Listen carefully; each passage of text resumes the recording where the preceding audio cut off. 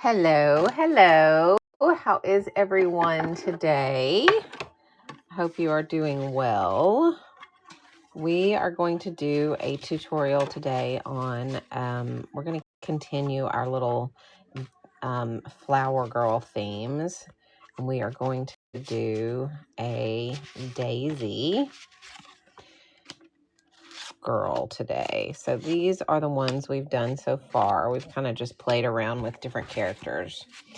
And today we are going to do one similar to this, but it's going to be with a daisy, and her clothes are going to be a little different. It's going to be super cute. I cannot wait for you guys to paint this with me. So be sure that you grab your paints and grab your brushes and paper, because we are going to get started on this little daisy girl tutorial in just a few moments. I'm going to share this out to all the people who normally paint with me so that they can join us, and then we will get moving on our tutorial. I hope that you guys will join me. If you haven't painted with me before, my name is Ellen, and I do daily watercolor tutorials, except on Fridays we do a Bible page. And then we do, and I'm a self-taught artist, so I do not know all the technical stuff. So if you have technical art terms or questions, it's probably not going to be me who is able to answer those. But I certainly love learning, and I started doing lives back in November, and this was one of my very first lives that I ever did. Very, very simple, very easy, because I was not that great, and we've just learned together and improved together through the year as we've done these lives every single day. So this was one we did around Christmas time. So we just do fun little daily art. So I hope that you guys will join us today and paint with us, because I think you will enjoy it. And again, I'm just sharing this out right now to everybody that usually paints with me, so that they can jump on and enjoy the fun. Hang on one second. I just need to make sure. There are certain people that paint every day with me that I want to make sure they get an invitation, because I can only do 15 at a time. So just making sure to share it out to everybody. Let me see who else needs to get an invite. Kendra Kelly for sure, Rhonda, Samantha, all you guys.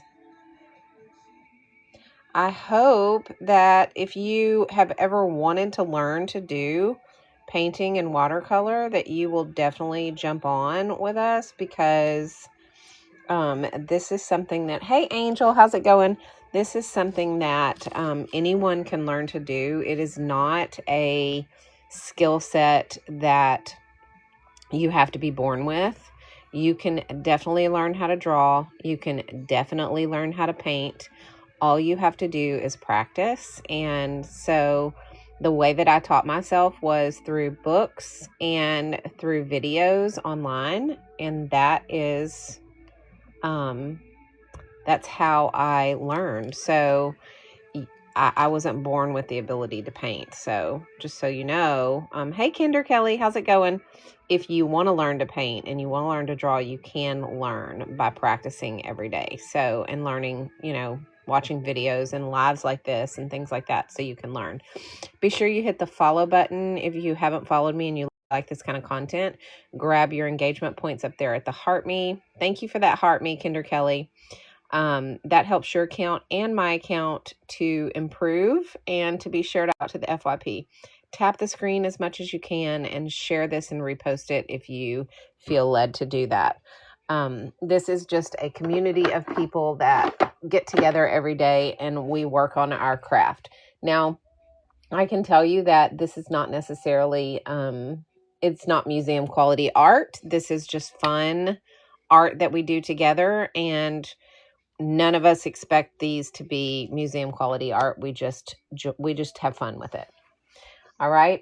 We're going to be using the Meeden paints today. So that is, this is what I will be using, but you can use any paint set that you want. Okay. Now with the Meeden paint set, they come in tubes.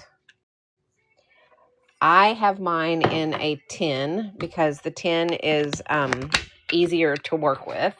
So I use this tin right here, but the paints actually come in tubes like this, and they are a 0.4 fluid ounce tube. So they're a very large amount of paint, which is nice. And when I am done, or when I'm running low on, well, hang on, let me get that back in here.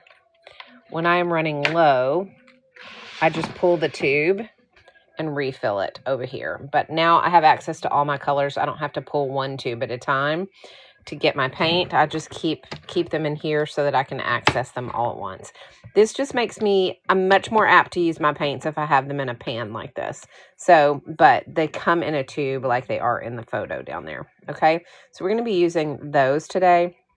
We're also going to be using the Meeden watercolor paint, or I'm sorry, watercolor paper.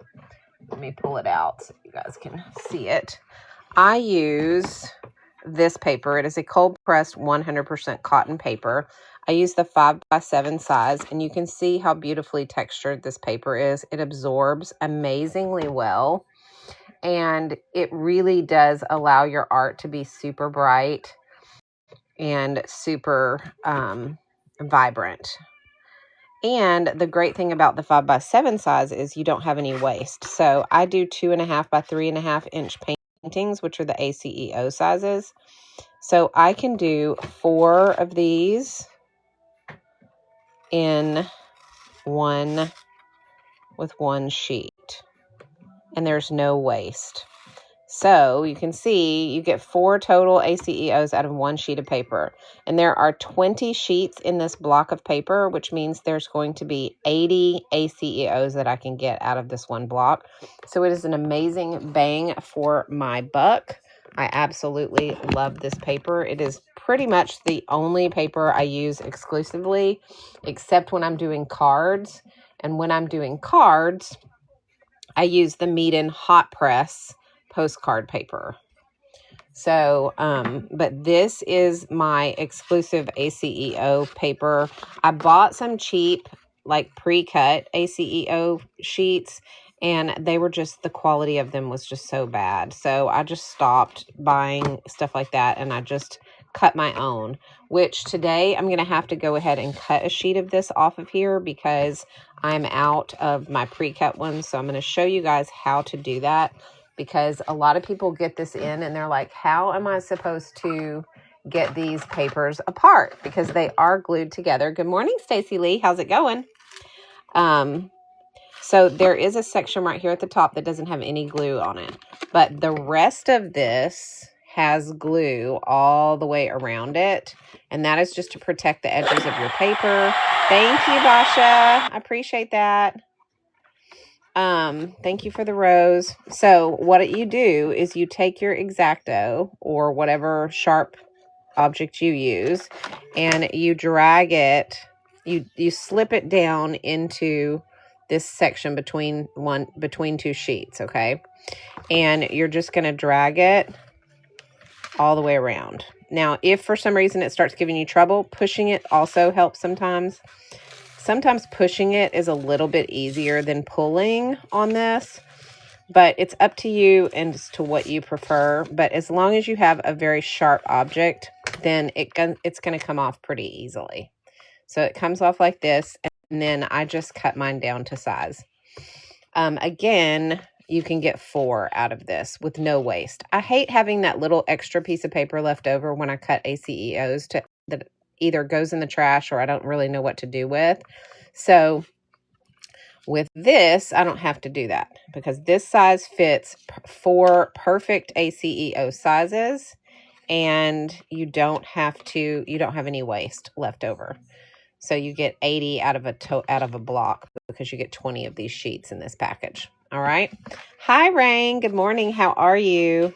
Okay, so let me go ahead and cut this, and then I will show you guys what we are going to do today. But I'm not going to show you guys until I get this cut. So y'all just going to have to be patient with me.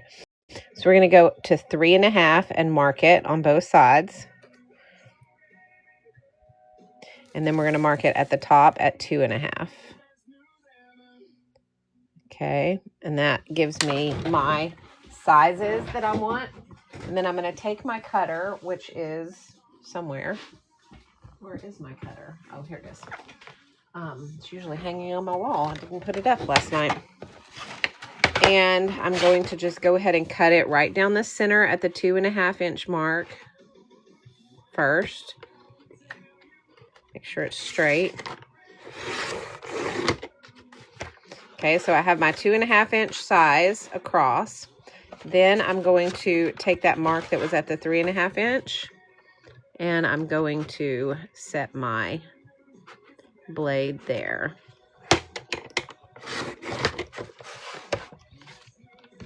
And then I'm going to do it on the other side just the same.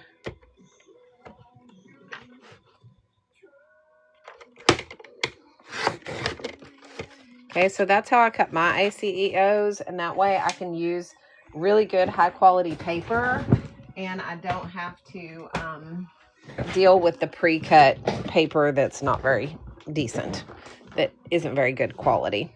And again, it's the 5x7 size because it comes out perfectly. So I got my 4 sheets here, and now what I'm going to do is I'm going to just pick one, and I'm going to put the rest in my drawer, and I'll use those as I continue to paint. Okay. All right. I'm going to pull out my wood, and we are going to tape down our paper with either some washi tape or some painter's tape or some art tape or whatever you prefer. Okay. So, and you want to give yourself about a 1/4 inch border. Just like that. Okay, so go ahead and start taping that down. Hey, Stacy Lee. And while you're taping down, I'm going to go ahead and put our image up on the screen for you guys so you guys know what we're painting today. So this is the inspiration image that we have for today. Let me make her bigger. Hang on. There we go. Okay, so there's our inspiration image. She's going to be a little daisy. So she's very similar to our girl that we did here, only we're making her a daisy for her hair today. So we're going to change her up just a little bit. Thank you, Basha, for sharing out the live. I appreciate that so much. So go ahead and finish taping off your edges, and we will get going on that. We're going to go ahead and do a yellow background today, I think. No, I think I'm going to do a pink background today. For a different background, because we've been doing a blue for a while. So do a 1/4 inch border all the way around with your washi tape. For me, washi tape is the best because I feel like it gives me a cleaner line than anything else. But if you like painter's tape, or you like, regular art tape, that's fine too. You can use whatever you want. I personally use washi. Yes, Stacey Lee, I will pull that up in a little while. We're not quite there yet.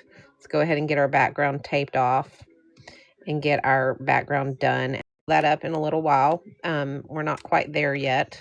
Let's go ahead and get our background taped off and get our background done. Stacy's always anxious to see the bigger one, which I'm just not quite there yet. That's okay. I jump the gun too sometimes. Uh-oh. I ran out of washi. Hang on, let me grab another. I'm like just using all kinds of different patterns today on the washi because I was using the ends of all my rolls that were left.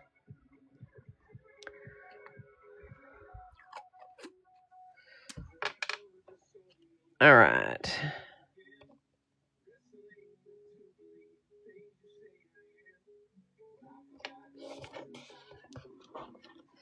Okay. Once we are taped off, we can get ready to do our background. Now, I've got to get some water because mine is running low. I need to empty this and get me some water. So give me just a second.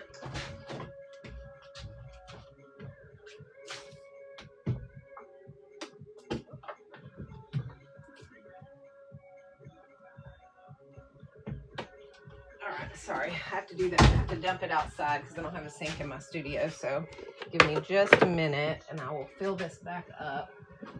Now, this is the Meeden paint toilet that I use. Well, I don't know what it's called. It's called a brush cleaner or something like that, but I call it the paint toilet because it dumps the bad water and fills the good water. So I think that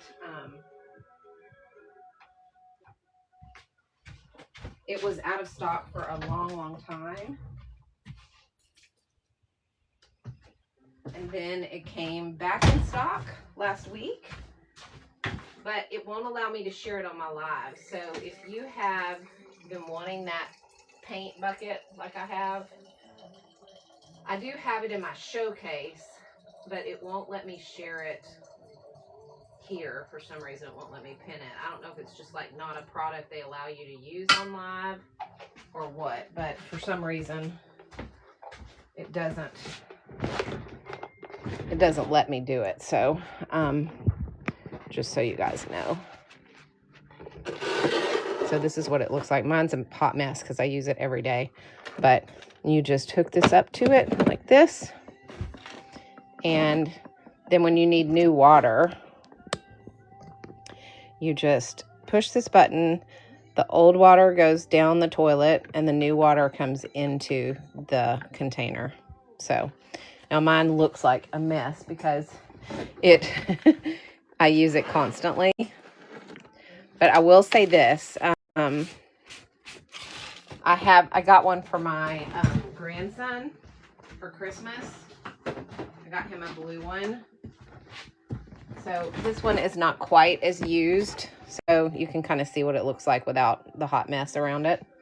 But they have sold out, and they were out for a long time, and people ask me about it all the time, like, because I love this thing. It's not like one of those cheap ones that you get like on the, the cheapo sites. It's made really well, and it works really well. And it's a huge time saver for me because I don't have running water in my studio, so I keep a big, like, jar of water that has a little spout on it that I use to fill this up. And once a week, I just fill that jar up is all, which is really nice. So I don't have to go into the house every time I need to change my water out. So, because my studio is not attached to my house. So, okay. So we are going to now do our background. The larger image before we get started, just so you guys, well, if I can find it, hang on a second.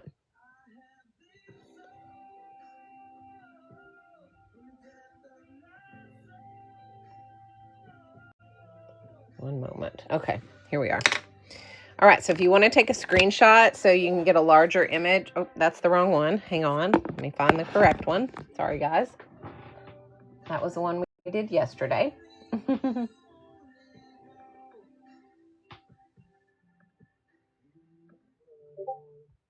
going to exit out of that so I don't get confused. Why won't this pull up for me? Hang on. There we are. All right, so here is the image that we're going to do today. Super cute. If you put your finger on the screen and hold it there for a minute, it will allow you to clear the screen so that you can take a good screenshot if you want a larger image other than what I have posted up at the top of the live. Because unfortunately, it only gives me the ability to post that size on my live. So if you would like a bigger image, screenshot it now. 5, 4, 3, 2, 1. And then we're going to get going. Now we're going to do a pink background on this, guys. 2, 1. And then we're going to get going. Now we're going to do a pink background on this, guys. It's going to be a very light pink background. You're not even going to be able to see it as we're painting, but you will notice it once we peel the tape, you'll have a little frame around your picture. Okay, so that's how we're going to do this. So I want you to get your Meeden number 5 or whatever large brush that you have. You don't have to use the ones that I'm using. These are the paintbrush sets that I'm using. I use the Meeden set for my main brush set, and it comes with a 1, 3, 5, and 7 in this set. Just so you guys know, I have the 4 brush set.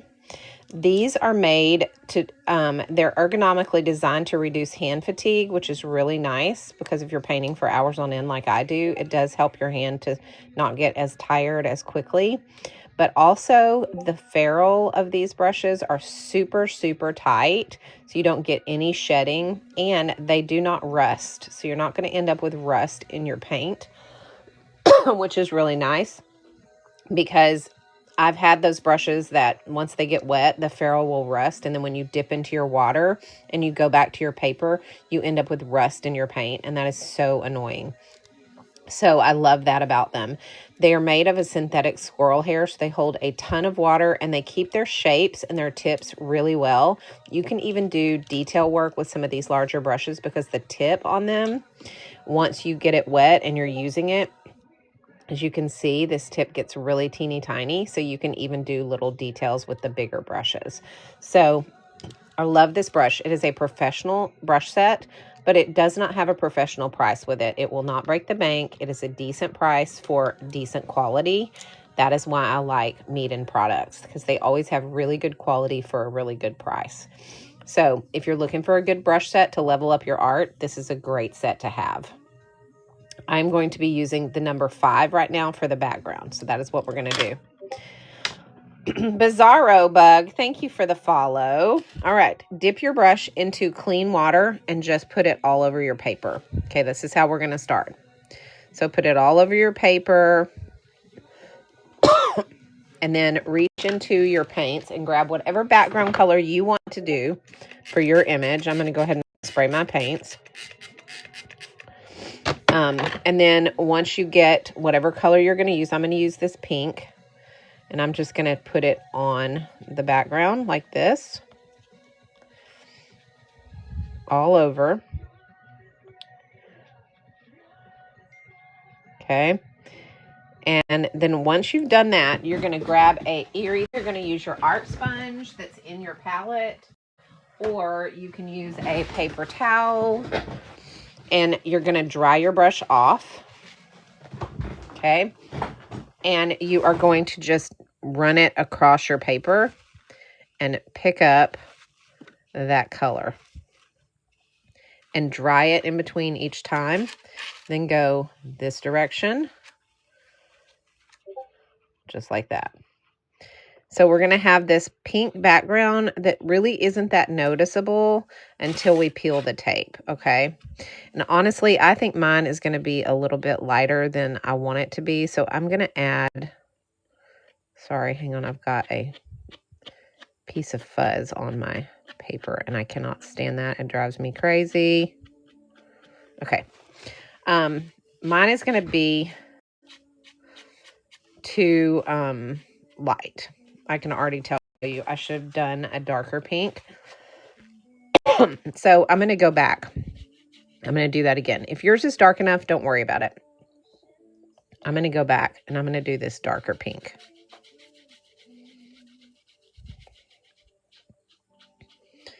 Okay. And now I'm going to do that same thing. I'm going to dry my brush and I'm going to pick up my color. That's where I scratched my paper. You see that line that's going across my paper? I shouldn't have done that, but I'm not going to worry about it. It's not going to show once I get everything painted. All right, so now it does have more of a pink to it, which is what I wanted. So we're going to leave it like that, okay? But it's not going to be pink enough that it's going to be noticeable once I paint my image, okay? I don't like that line, though. I'm really not liking that. All right, guys, y'all give me a second. I'm going to redo this paper because I messed up my paper when I scratched it, and I should not have done that. And I'm not going to paint an entire image and hate it because it's got a scratch across it. I'm very particular about that kind of stuff, so I'm just going to redo this for you guys. Sorry about that. Y'all just have to bear with me. I should have used my tweezers to pull that off, and I didn't. I was being lazy. And unfortunately, I'm paying the price for it. All right. So any questions, though, about that background technique? Now, what we're going to do when we do that is you're not really going to be able to tell that it's got that pink background to it. But once you peel the tape, you're going to be able to see that frame around your art, and it's going to look really nice. So I'm really glad I didn't scratch it after we had already drawn our image, though. So Sunflower 4, thank you for the follow. I'm just doing a 1/4 inch border on this, guys. Just a very small one, just enough to have a frame around it. Okay. All right. I'm going to do that one more time. We're doing clear water. So those of you who came in late, this is how we're starting. Putting clear water and pink coloring on our background.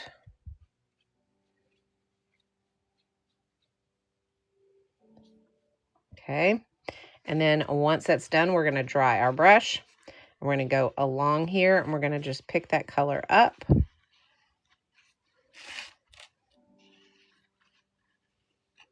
Just like this with a dry brush.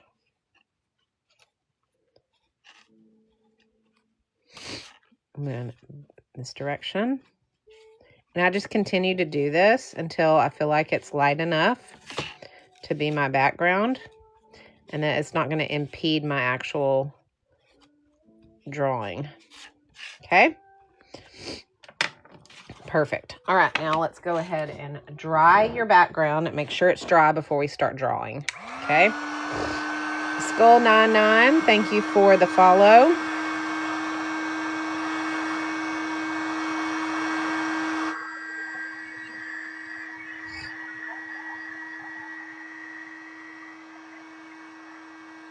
All right.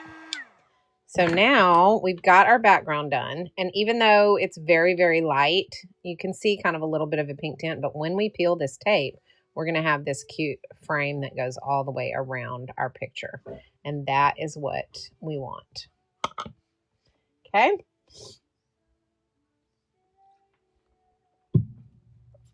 All right.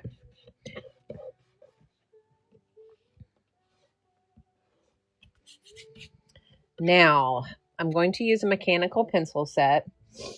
I use the Nik Pro set. It comes with all of the sizes of pencils that you need, okay? Here it is. When you use a mechanical pencil set, you get a much cleaner, more consistent line than if you're using a regular pencil. And the reason is because as your pencil lead goes down on a regular pencil, it also widens out, which means that your lines are going to be different widths. If you're looking for consistent line work when you draw, then having a good mechanical pencil set is very important because you get all of your sizes. So if I want a very thin line, I use the 0.5. If I want a bigger line, I will use the 0.7 or the 0.9 or even the 2.0, which is a very large tip. As far as your, tip. So you can see the size difference of the leads. Okay. And that is because, I can continue to use these leads, and as they go down, they're going to stay the same width. They may get shorter, but they're not going to get wider. So my line work stays very consistent when I do that. So I like a good mechanical pencil set. This one from Nik Pro comes with all of your different leads and your different sizes and all your different pencils and some erasers also. So that is the one that I will be using to draw with. Okay. Again, you don't need to use my supplies. You can use whatever you're comfortable using. But I do share what I'm using in case you want to know that information. All right. Okay. So we're going to go ahead and draw her. Has everybody gotten the image? We're going to be doing this image right up here, but everybody that wants to, have you all grabbed the screenshot image of the larger one that I normally show you? If you need to see that, let me know, and I will do that before we get started. Let me know in the comments if you need to see the larger image so that you can grab a screenshot and draw it with us.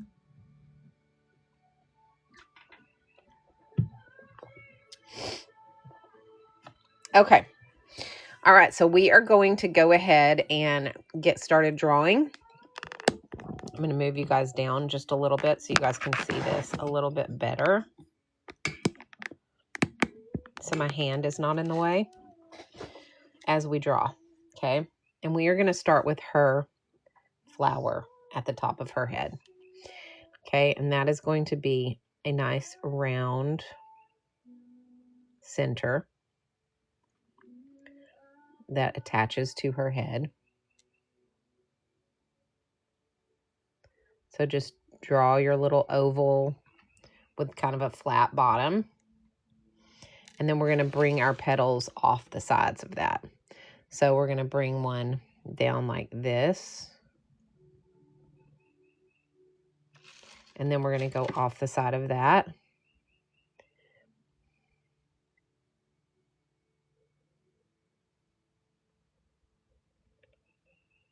Bring that around. And then we're going to just continue to follow that pattern as we bring our petals out.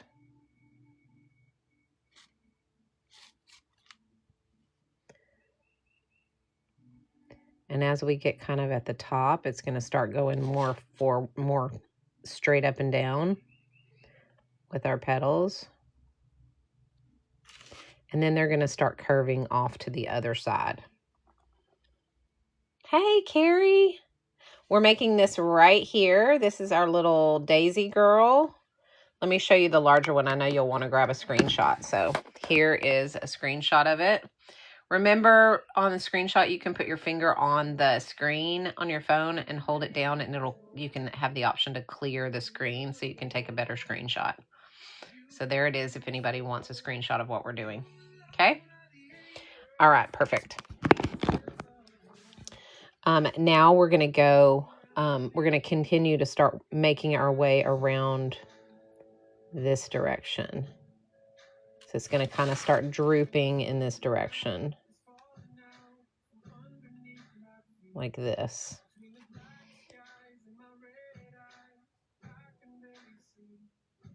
Until we get to the very, very base. So that is going to be the top of her head and hair. Okay. Now remember that we're just going to draw her head. We're going to fill her hair in, but we're just going to draw her head right here. So it's going to come around like this and like this. Okay, so this is going to be her face. Make sure that you keep an eraser close in case you need to erase and reshape, which is what I need to do right here.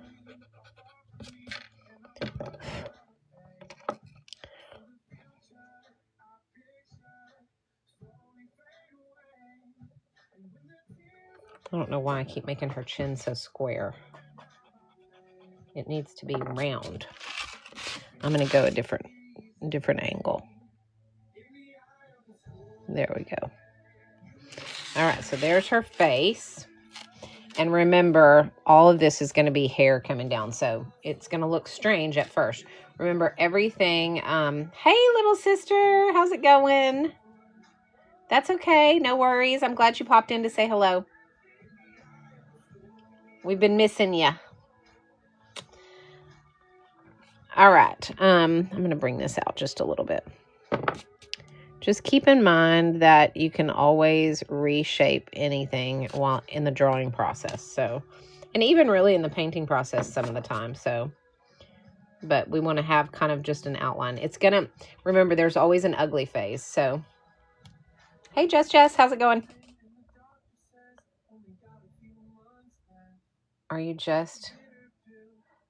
Yep, I'm drawing her out right now. She's right here.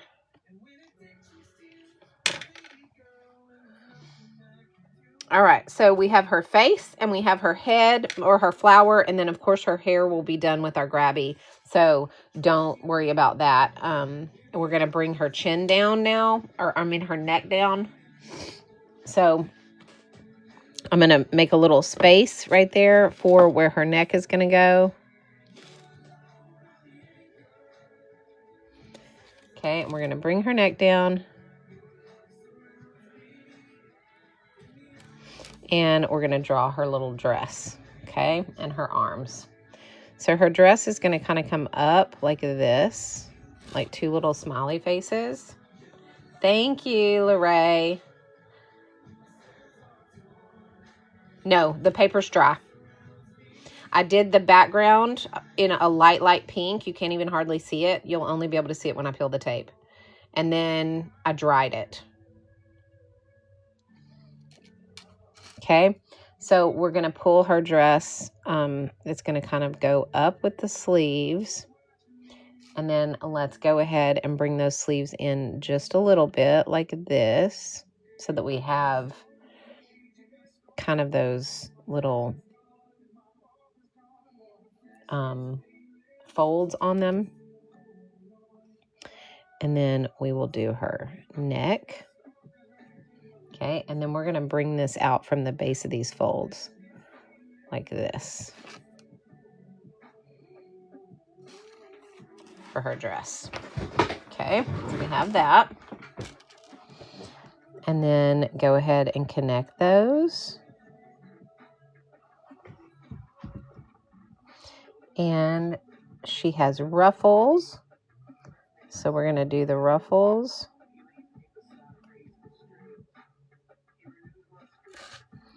along the base of the dress. Just like that. Kind of like a lampshade. Okay. And then she's going to have some shorts coming out from underneath that. So we're just going to bring her little shorts down right here. And here.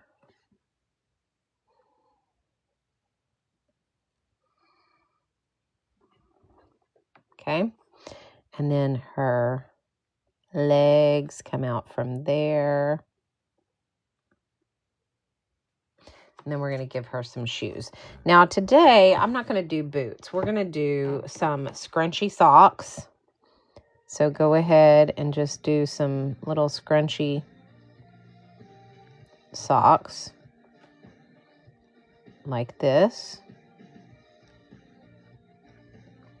And let's give her some like big round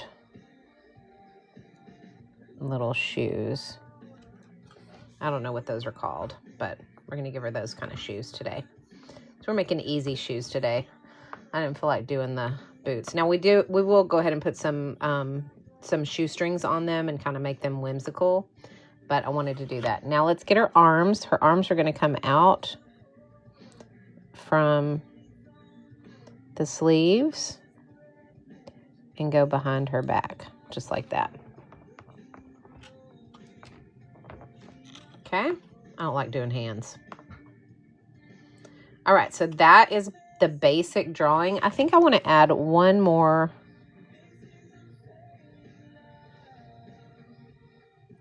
flower right there.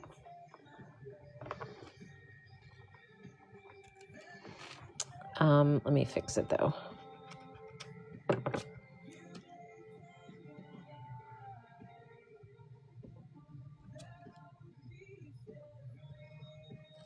There we go. I like that better. All right. All right. Any questions so far on where we're at? Okay, we're going to do our nose right here with the little nostrils. We're going to do our eyes, which meet in the middle like this. And we are going to do our smile like this. Okay. All right, and all we have to do now is to add all of the hair and everything. Now, what I would like to do is right here, I'm going to do a little daisy on her dress, okay? So what I'm going to do is I'm going to go ahead and erase this little section of the base of her dress so that I can fit that in there. And I'm going to draw that out. So we're going to do a circle. And then we're just going to bring everything to a point. I have to erase this too.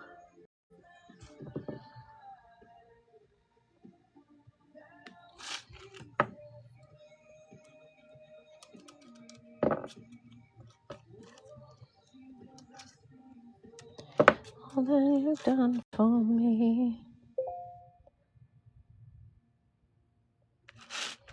Okay.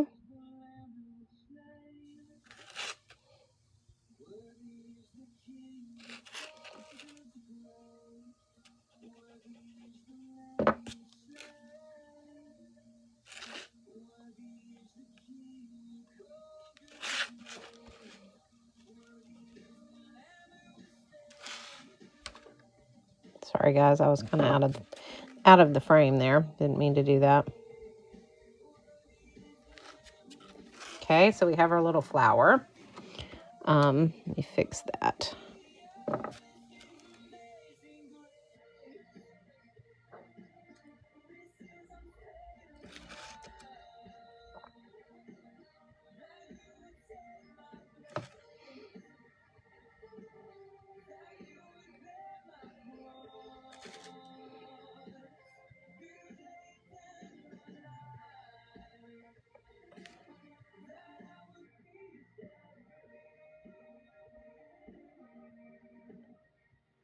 Okay. All right, so we have our flower there as well. All right, any questions so far? Let me know in the comments. Okay, that was the NYX Pro pencil, by the way. It's pinned below if you want to know the set that I'm using. That set comes with the erasers, all the leads and the different hardnesses. So you get like your HB, your 2B, all of those, and all your different sizes. Okay. All right. Time to move on to the base color. Now, before we do, all right, time to move on to the base color. Now, before we do that, I'm going to use my kneaded eraser and lighten up these lines. We're going to be using some white on the flowers today. So you are definitely going to want to have a little bit lighter lines. So I'm going to just roll over this with my kneaded eraser and lighten up all the lines. We are going to need a detail brush. My favorite detail brush set is the Golden Maple set, and that's what we're going to be using to do a lot of this, especially right around the flower here where we have to get that dress in the background. So just so you know, you want to have a good, detail brush. Okay, I will be using the Golden Maple 12/0. And I will also be using, today, I'm going to be using the little teeny tiny one, which is the, let's see, the 18. And you can see how little that is. Okay. I might even use the blue set today with the teeny tiny little brushes. So, which is this set. It's the smallest one I have. And that's also Golden Maple. Golden Maple makes great brushes for miniatures and small areas. So if you don't have a set of Golden Maple's detail brushes, then highly, highly recommend it because they are amazing. This is the set that I have, or one of their sets. I actually have 3 Golden Maple sets, but this is my favorite. It's got 20 different detail brushes in it. You get your liners, you get your flat brushes, your round brushes, and you even get this fan brush and an angled brush as well. And it comes in this great case. So you can keep them all together. I love, love, love this set. I use it every single day. So if you're looking for a good detail brush set, that's the one I recommend. All right. So let's go ahead and start getting our color on our little girl. Okay. Dun, dun, dun, dun, dun. We're going to go into the center first. So I'm going to use my number 1 Meeden brush first, and I'm going to dip into a yellow orange color. So find whatever yellow orange color you have in your palette and go ahead and add that to the center of your flower. Okay. And then rinse your brush. Thank you, Lorraine. I appreciate that. And take clear water and just drag that color all the way through the center of your brush. So you have a little bit darker area at the top, and the center and the bottom area of this is going to be a little bit lighter. Okay.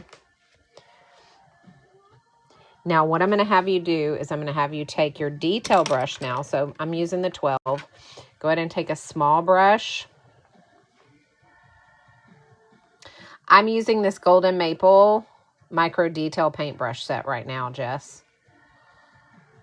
That's pinned right here. It's product number 7 in the shopping bag.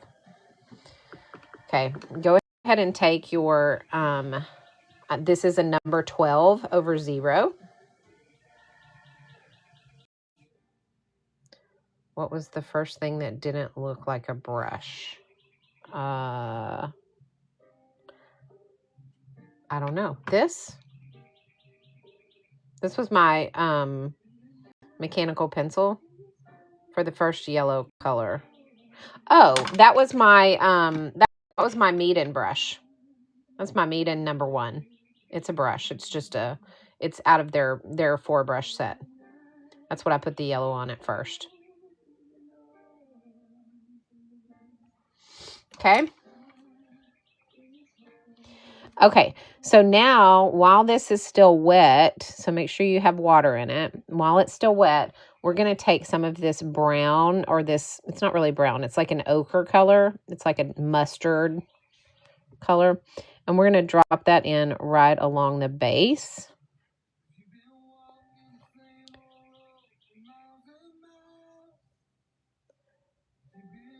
And giving a shadow right there. Okay. And I'm going to go ahead and I'm going to do the same thing with a dark brown. So I'm going to go in with this very dark brown over here. So find you a good dark brown and drop that in as well. That's not the color I wanted. Hang on. Let me find. I'm going to do this one.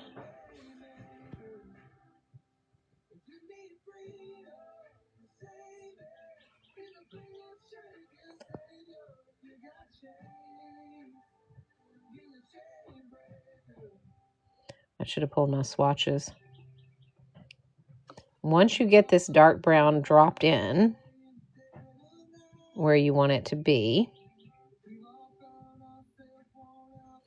you are going to rinse your brush, okay? And then you're going to kind of drag that and just get rid of these harsh lines. Kind of drag it up into the center of your flower.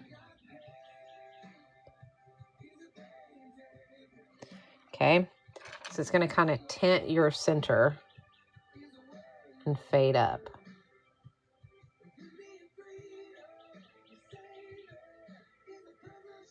Okay, just like that.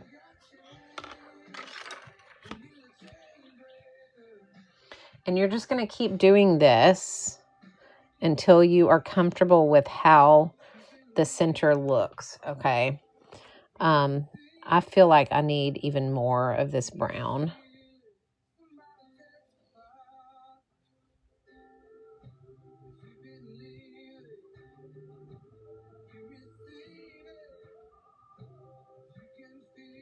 Because I want this shadow to be pretty pronounced down here.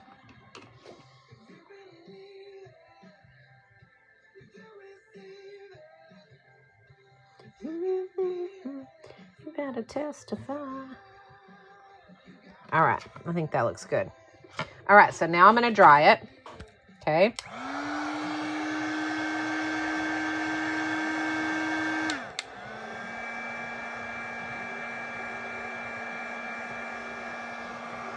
Okay. Now we are going to have to kind of drag that out into our flower now, because what's going to happen is our flower is white, but we want some of this yellow to kind of fade into the leaves. Okay. So we're going to have to mix us an almost white. All right. That's what I call it. Almost white. So what we're going to do is we're going to get a little bit of gray.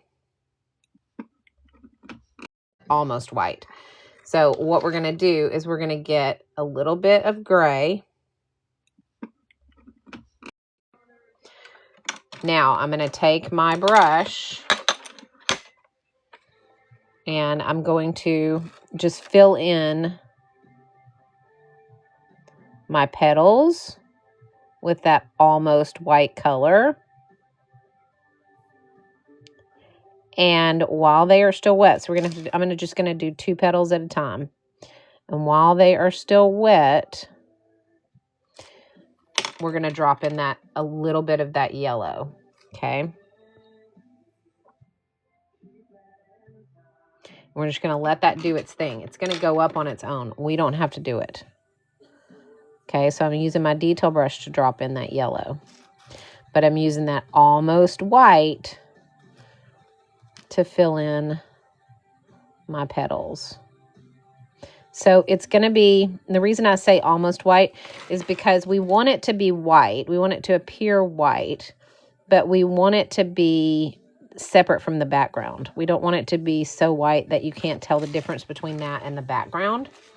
So we give it just enough color that it's not the background white. Okay, you see the difference when I lift it up and get it out of the light so you can see the color. So it's just barely colored. And then when I take my yellow and drop that in right here at the base, it kind of works its way up the flower. And if it doesn't work its way up enough, you can always just take your detail brush and kind of drag her. And if it doesn't work its way up enough, you can always just take your detail brush and kind of drag it very lightly up the flower.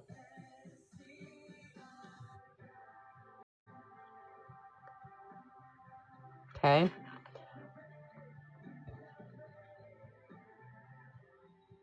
I always like to drop a little bit more in if I drag it up so that it's got those darker centers. And don't worry, we're going to add in some detail with our black micron pen, and that's going to make a whole difference in how that blends together. Okay.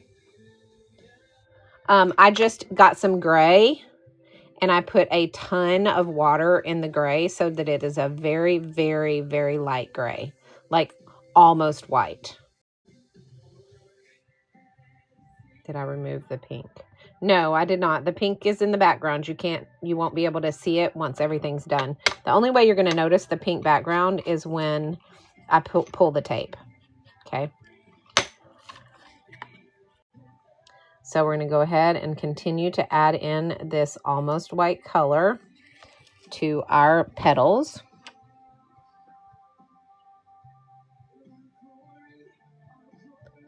Just like this.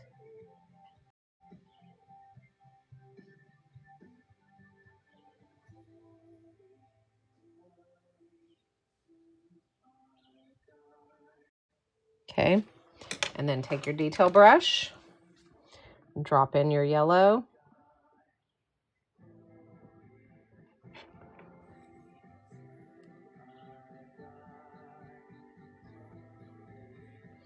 Okay, and then take your rinser brush and just kind of barely drag that color up with very light strokes into your petal.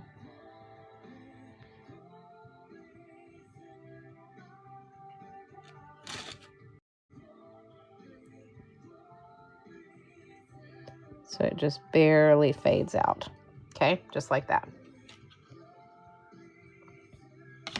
Okay, Do it again. Get your almost white and get your petals filled in.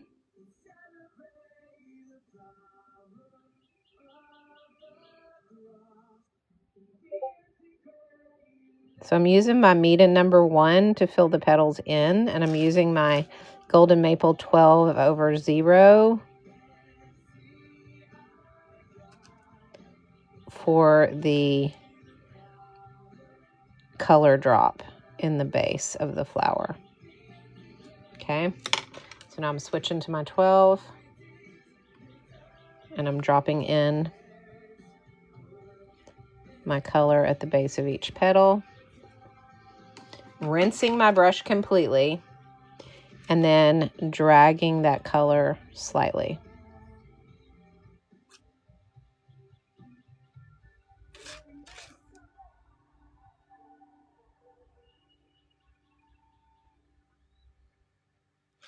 Okay. So we have just a little bit of yellow coming out there. Now, I want you to go ahead and dip into your gray and do that same thing, but just give yourself a little bit on the outside edges of each of the petal. Give yourself just a little bit of gray in the petals. So that's just going to kind of bring out that almost white color, just barely.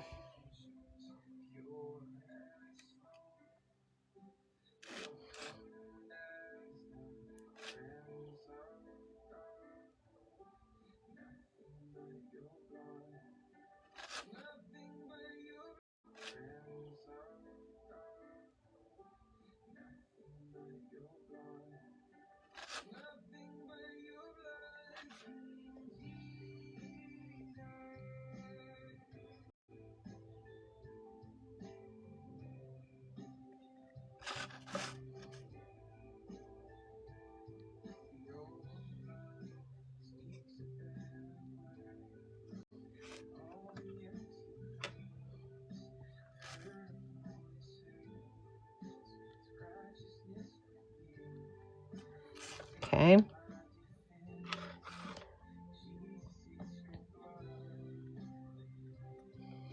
If it's not wet, you might want to drop in a little bit of water so that it spreads good.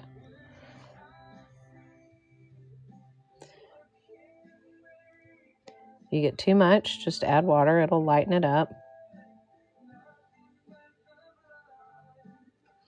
Okay. So you just have a little bit of gray shadowing around the edging of the flowers, of the petals.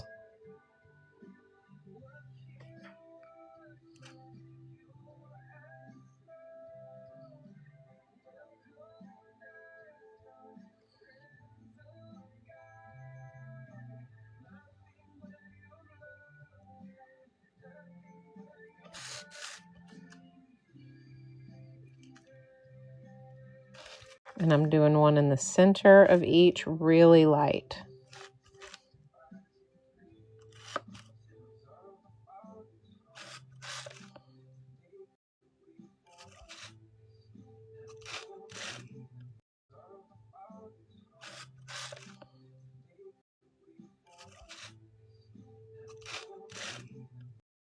Now, let's make that dry.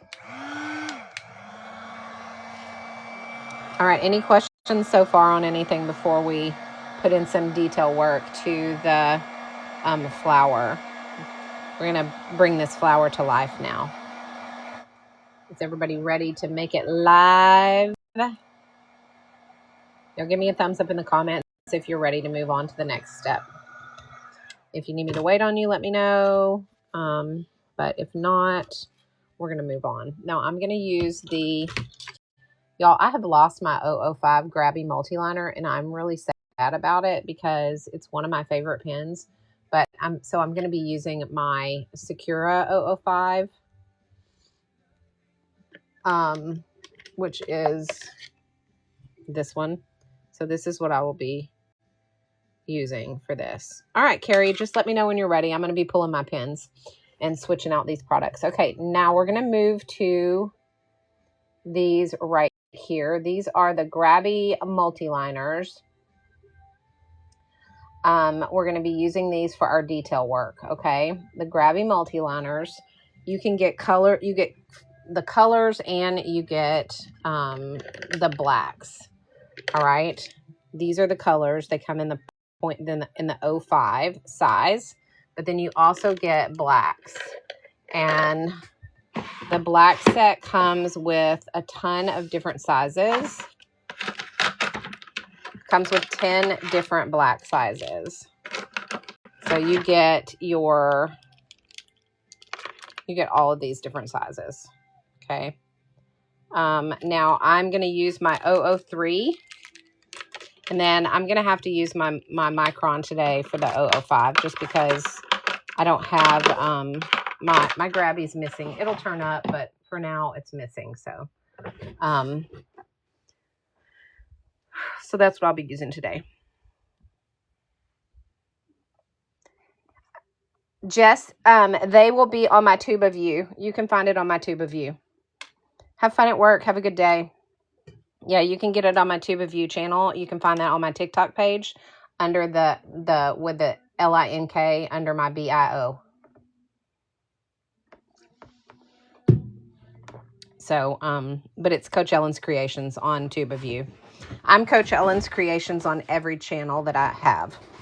So if you're ever looking for me on IG or FB or YT, you can find me at Coach Ellen's Creations. All right. So I'm going to be using the 003. Have a wonderful day, Jess. I'm so glad that you popped in. Okay. So let's go ahead and we're going to use our, let me grab some painter's tape to stick this down. Sometimes this washi tape doesn't stick. It's kind of, I use my cheap washi tape when I'm taping down my paintings, and sometimes it doesn't stick. But it does do better than painter's tape for the lines, so I don't like to use it like on the edging of my painting. So, but this will hold it down. Okay. So we are going to take our 003 and we're going to start doing some detail work on her. Now for her hair, we'll use the 005, but for the flower itself, we're going to go ahead and pop in here and do some of this detail work. So we're going to outline and we're going to just do some hatching. So I'm going to put some hatching in my petals.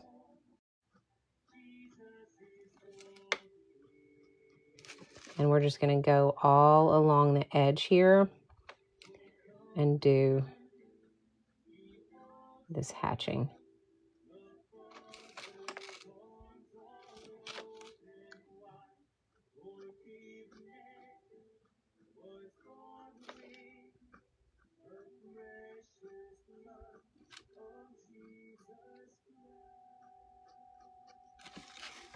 Just like that.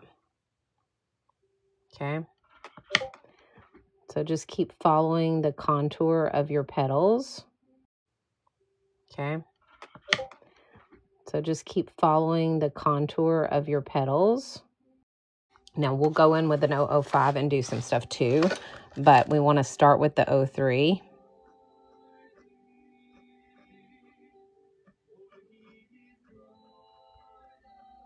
So it's very, very subtle.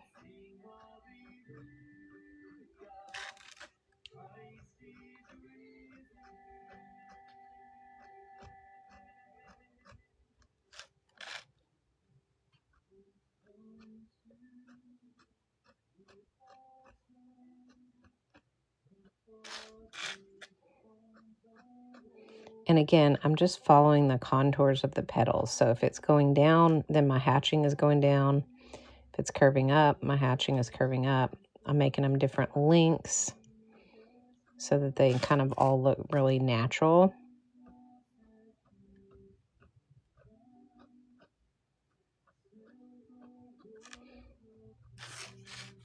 Okay, and so we have all of that hatching in there. Now I'm going to put my 003 away, and I'm going to take my 005. And I am going to use that to create, first of all, I'm going to do some stippling all along the base here.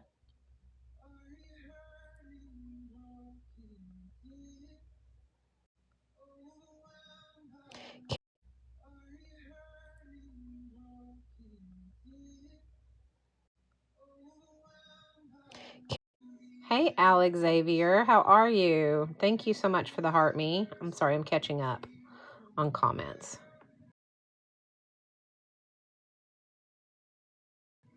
Sorry, Carrie.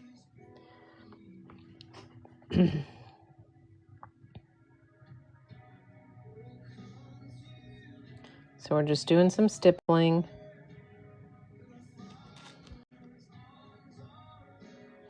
And then we're going to do a little bit of stippling across the top like this, but not a ton. Just enough to kind of blend that hatching together. Okay. And then we're going to do some heavier lines with the 005 in that hatching.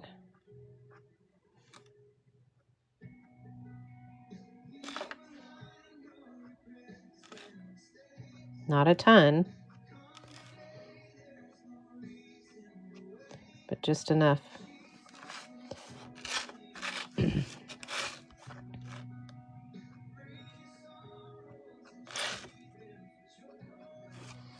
And we're also going to come down with her hair with this 005.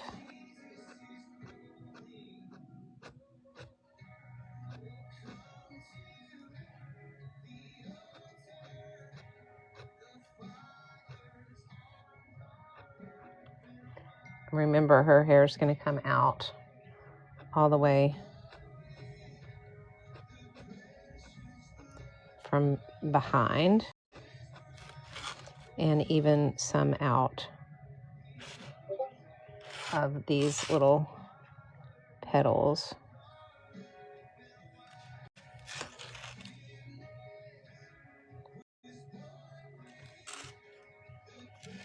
Okay.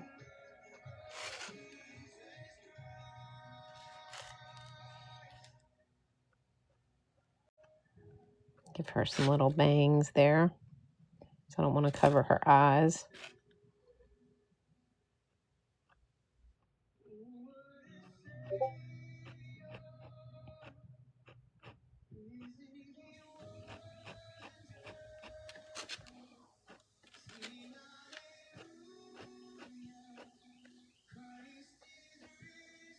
I'm just following the contour of her cheeks and her chin to get her hair kind of in there. And don't worry, we're going to fill this hair in with color, so it's going to fill out more.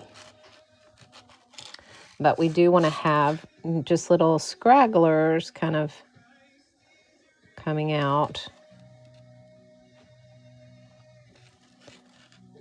in places. Kind of like that. Okay. Now, I'm going to have a little bit more kind of coming out from this side right here to kind of fill in this space. And we're going to take that flower and kind of give it some contour there. So go ahead now and trace out your petals.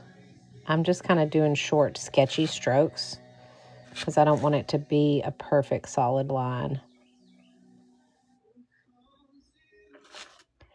I want it to be sketched.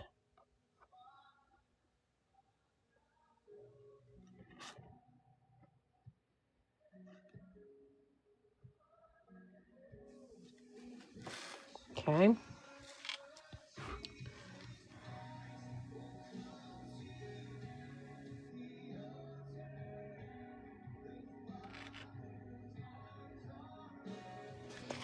Let me pull up these. This is the, because I'm using the 005 in the Secura set today. I'm not using the Grabby one today. So this is the set that I'm currently using, in case anybody's wondering. I had to use these today because my Grabby 005 is not available because I can't find it. I use it every day and I have lost it, and it has driven me nuts not being able to have it. But this is fine too. All right, once we have that done, we want to make sure that this feels kind of natural. So go ahead and add in some additional like sketching around some of the petals so that it looks as though it's supposed to be kind of choppy.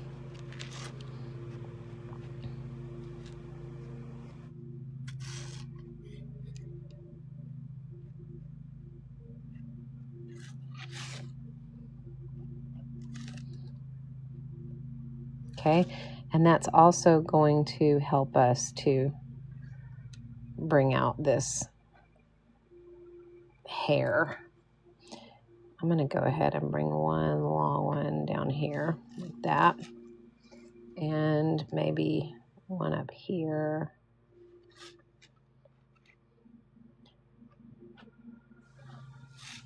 A few coming out there.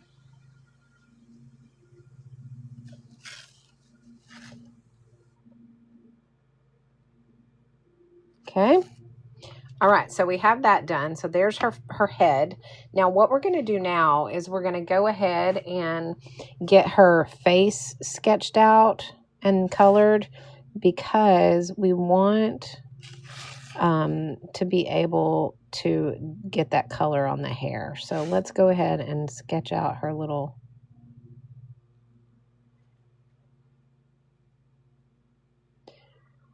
neck. How did I do that, y'all? Like that. Okay. All right.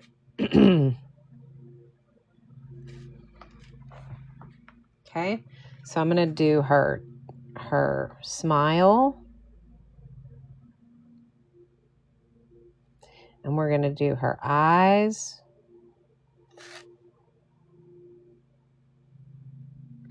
And we're going to do her nose.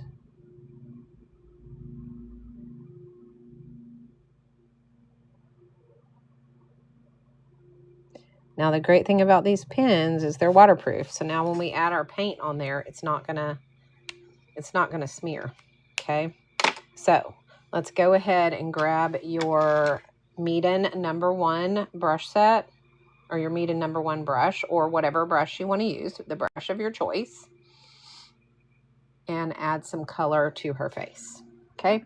So I'm going to dump my water now, and I'm going to get clean water. So make sure your water's clean, so you don't accidentally end up with yellow in the face. And pick whatever color you want to use for the skin. I'm going to use this ochre color right here, but it needs to be very light. So I'm going to put it over here, and I'm going to put lots of water in there so that I have a light skin color. Okay. And I'm going to put that all on her face.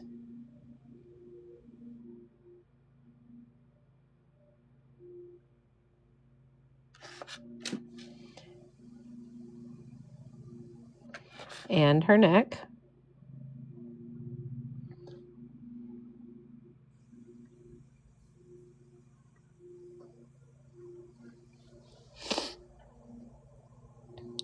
Okay. And then I want to drop in a little bit of this darker, like ochre color, right along the chin area. And rinse your brush and go ahead and just kind of smooth that out where you want your shadows to be.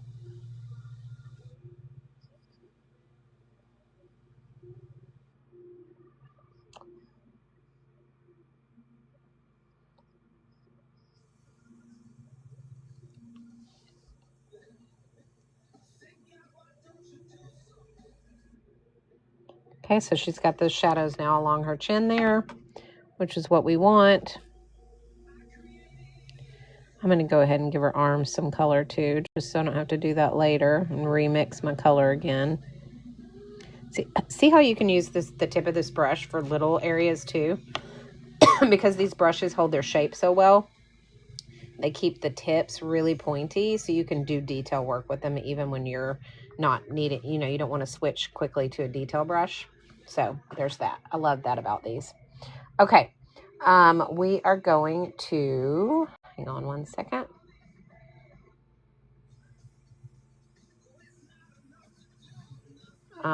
Okay, we got to put cheeks on her, and we also need to do her little nose. So I'm going to come back to my 12 detail brush from Golden Maple. And I am going to take that, and I'm going to dip into this darker ochre color that we used to do those shadows. And I'm going to drop that into her nose, just right around the left side of the nostril. And that's it. So it's going to be very, very subtle, but it's going to give her nose some definition. I don't know if you guys can see that, but it kind of just gave it a little bit of a shadow. And then we're going to do her cheeks. So I'm going to drop some water on each of her cheek areas, and I'm going to make those areas fairly large because I always want my cheek areas to be wet and more than just where I want the color. So it blends out really well, okay? And I'm going to dip into my pink, and I'm going to drop it into my cheek. Okay? And then I'm going to rinse my brush, and I'm going to just sop up any of that water around it that I don't want. Make sure that color stays controlled for our cheeks. Okay? And dry it. Now we're going to put some color in her hair now. And that's going to kind of bring that all together. So with her hair, we're going to go, and I'm going to use a really dark brown. Let me just see what color this is. That's a black almost. Let me see what this is. Ooh, that's purple. We don't want to use that. Let's see what this is. Nope. Okay. We're going to use this brown right here. So pick a brown or a blonde or whatever color you want her to be. Okay. I am going to now add this color in the hair area.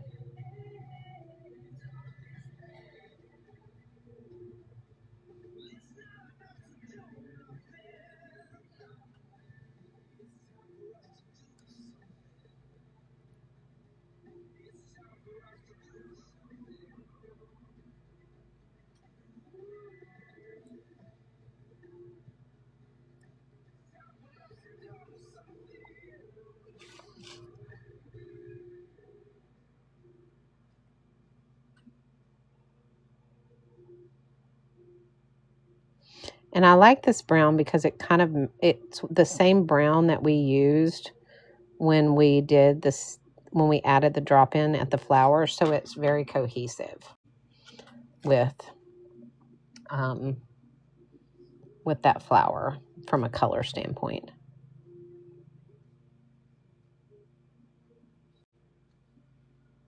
Make sure you have enough water on your brush that it blends and comes down without making marks, you know, like brush marks. You don't want those.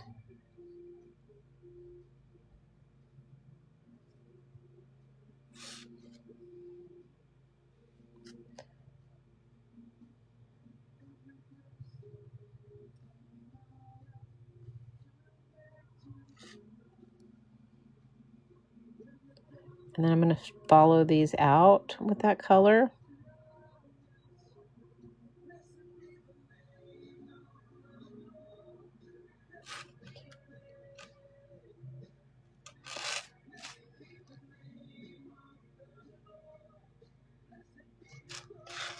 How are we doing, guys? Y'all give me some feedback. Am I going too slow, too fast? Those of you who are painting with me, let me know kind of where you're at. So I need to, because we're going to shift our focus to the dress in the next phase. So I want to make sure everybody's where what they need to be before we move on. Okay, so there we have her hair and head all done. We just need to put a little white dot in her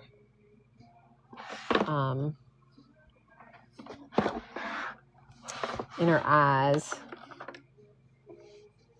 Let me find my white.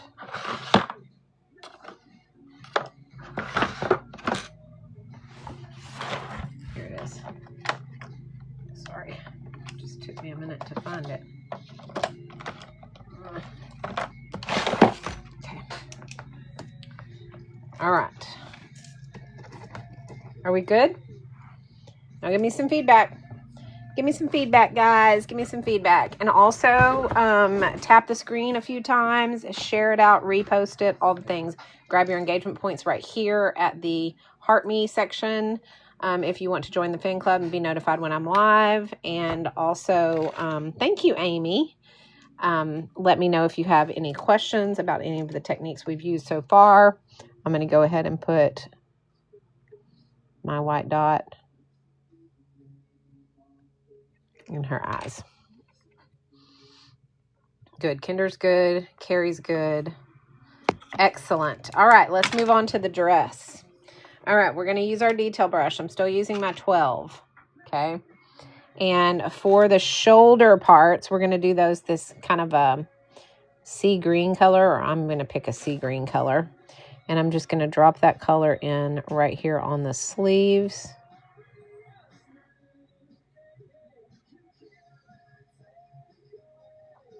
And then I'm going to do the rest of the dress in yellow. And I'm going to use that same yellow that we used at the beginning. And I'm going to make it darker on this side. So I'm going to use my darker, like, shadowing technique by putting the dark edges right here and in the corner. Then I'm going to rinse my brush. I'm going to use a clean brush with clean water, and I'm just going to drag that across the dress. And we're going to drag it around the flower.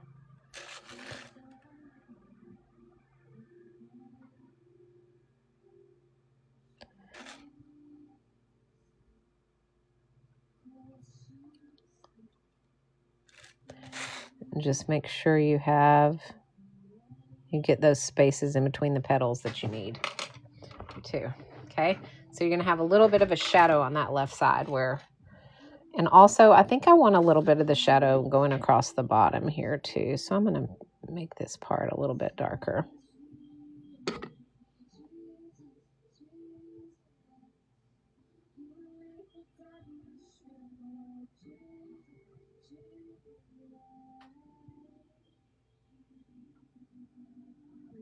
Okay, just like that.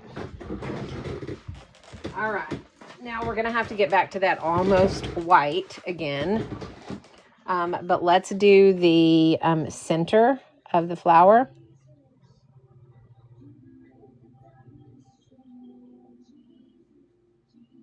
Okay, switching back to my 12. We're going to dip into that. Remember that almost white that we used in the top portion in the flower? That's what we're using again. All I did was take a gray. I took this gray and I added a ton of water to it so that it would be very, very saturated and very, very almost white. Okay. So just know that the more water you put in your paints, the less color you're going to have. And that's what we want. Okay, so I'm going to take that and I'm going to drop it into my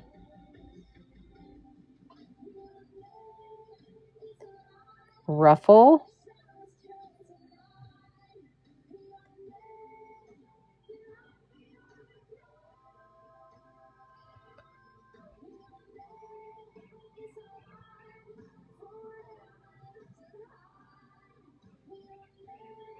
And then also we're going to drop it in to our flower.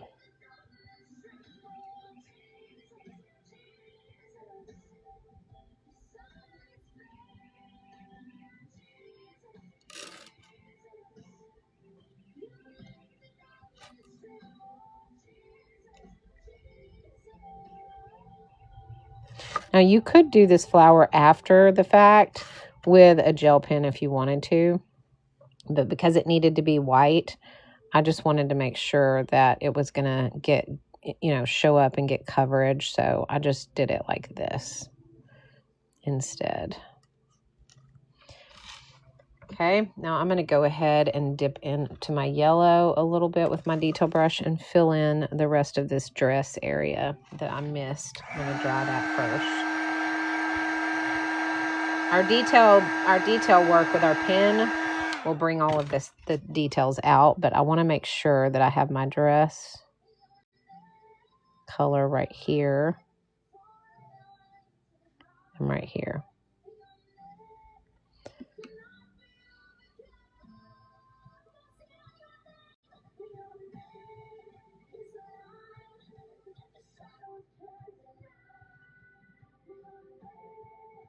It's a little bit too dark, so I'm going to add a little bit of water and pick up some of that color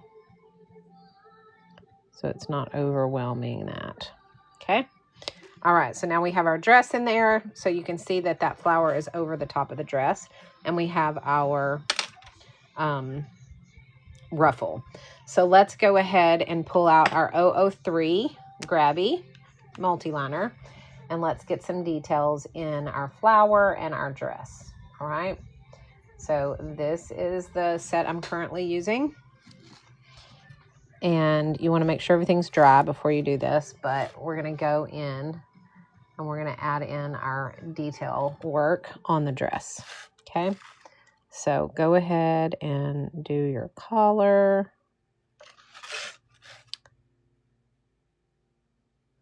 and sleeve.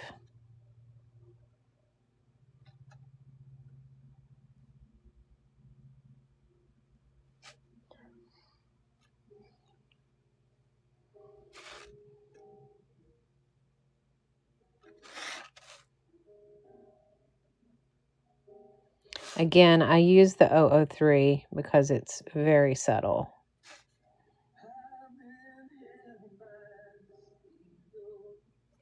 Okay, now when we do our flower, we're going to do that the same way we did the one in the hair, where we put those hatching lines in the centers.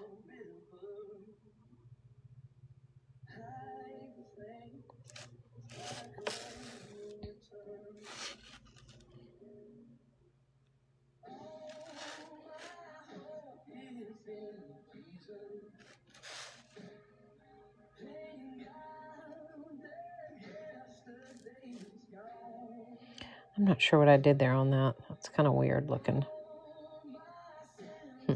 Okay, that's all right. All right, so we're going to go around the center, maybe put some dots in there, some stippling, and then we're just going to lightly hatch into our flower. I think I missed a petal on that flower is what I did. But it's too late now because I put yellow in there, so I'm just going to have to leave it. Okay, so we have those hatching on there. And then go ahead and do our petals. I mean our ruffles.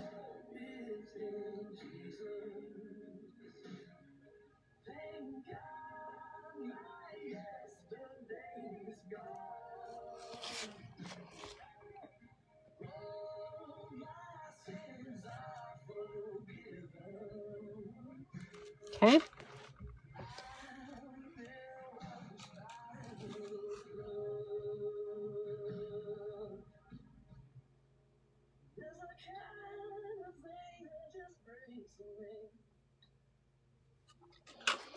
Just put some little hatching, like little hatch marks along the ruffle too.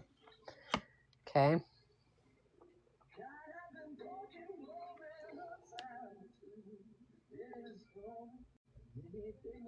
some dot lines around here.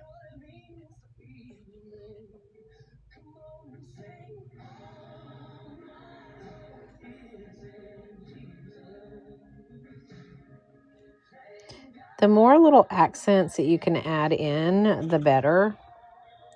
So it's, you know, spend some time kind of looking at it and seeing where you think it needs things, and then you can add those in. All right, it's time to do the shorts. Well, actually, we've got to do the dots on her dress. So we're going to go with white dots. So I'm going to use my white gel pen. I'm using the Lango set. It's the 90 set. And I'm just going to add my dots.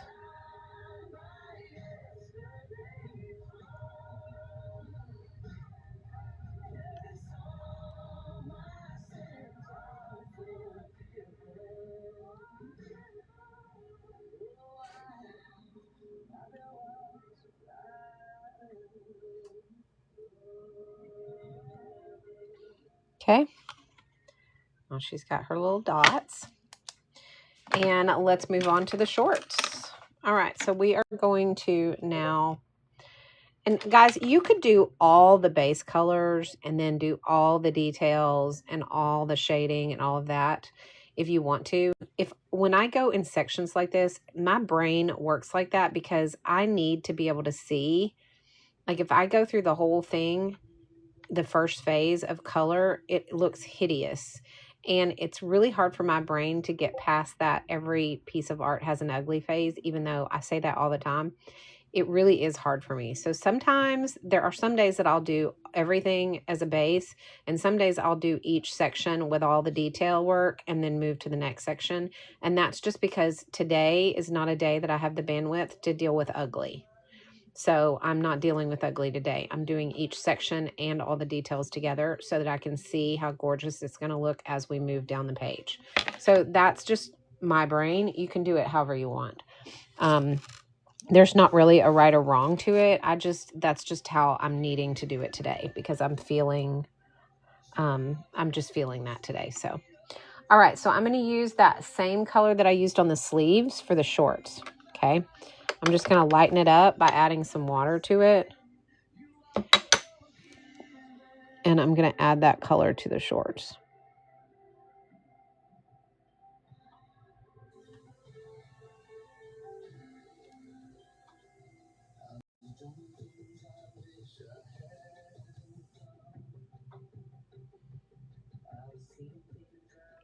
Okay. Then I'm going to add a little bit of shadowing with a darker pigment. Then I'm going to add a little bit of shadowing with a darker pigment and up along the ruffles, because that's where you're going to have your shadows.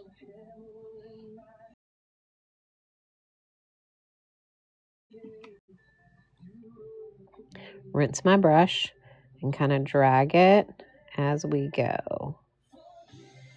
Okay. Now let's do the socks. They're going to be the yellow. So dip into your yellow and go ahead and give her stripes.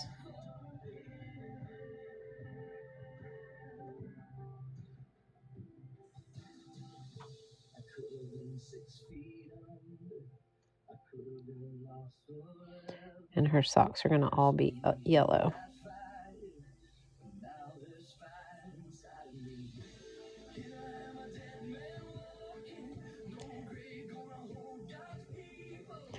Okay.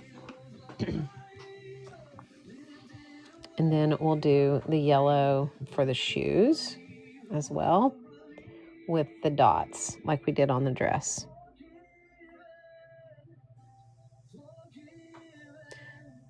I'm going to do it in the left upper corner, rinse my brush, and just drag that down.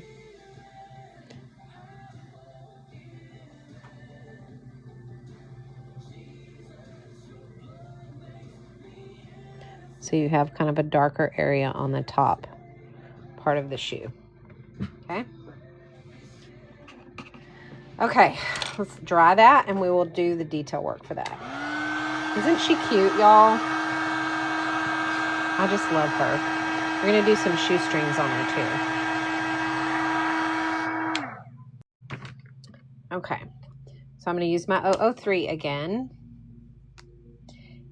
And I am going to outline my shorts.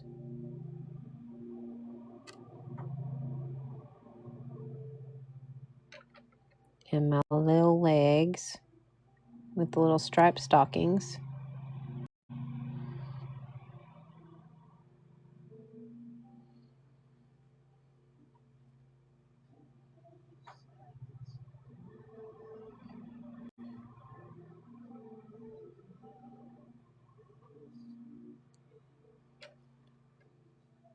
I'm just giving a semblance of stripes with my black. I'm not actually making a line across every stripe because it would be overwhelming in such a small area. So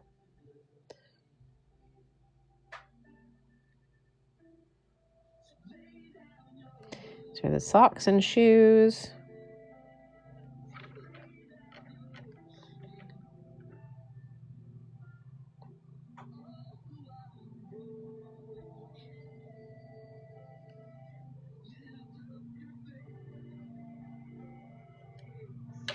Okay. And we'll go ahead and do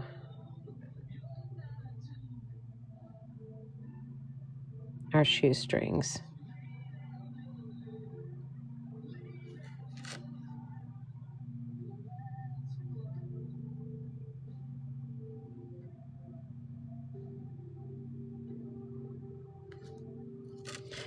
And then I'm going to do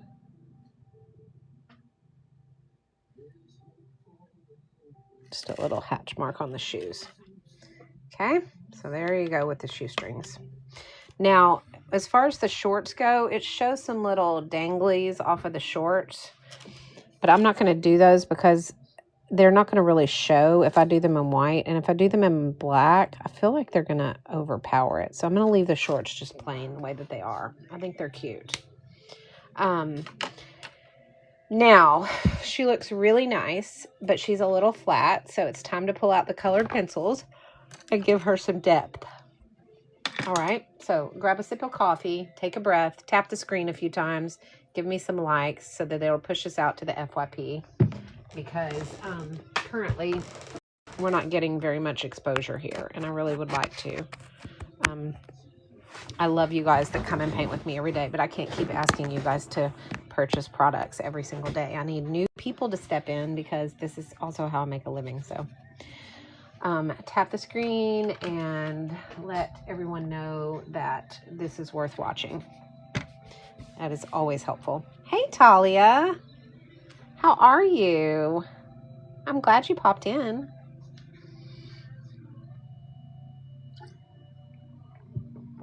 We are just finishing her up.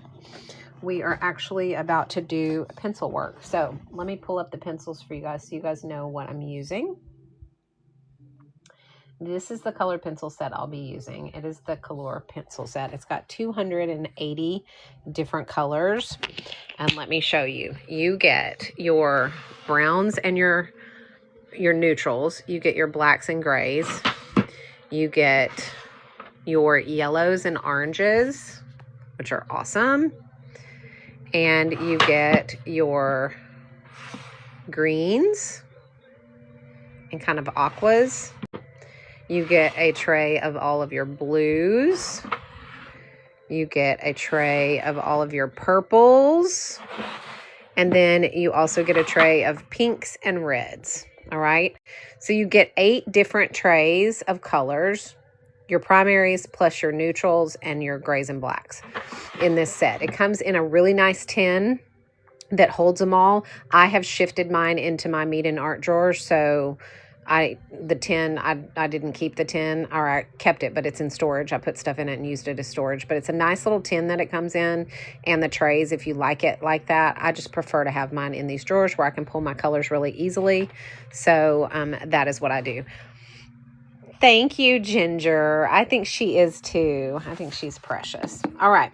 So we're gonna pull out some yellows here to do some shadowing with her to make her just a little bit more have some depth to her because she's still a little bit flat.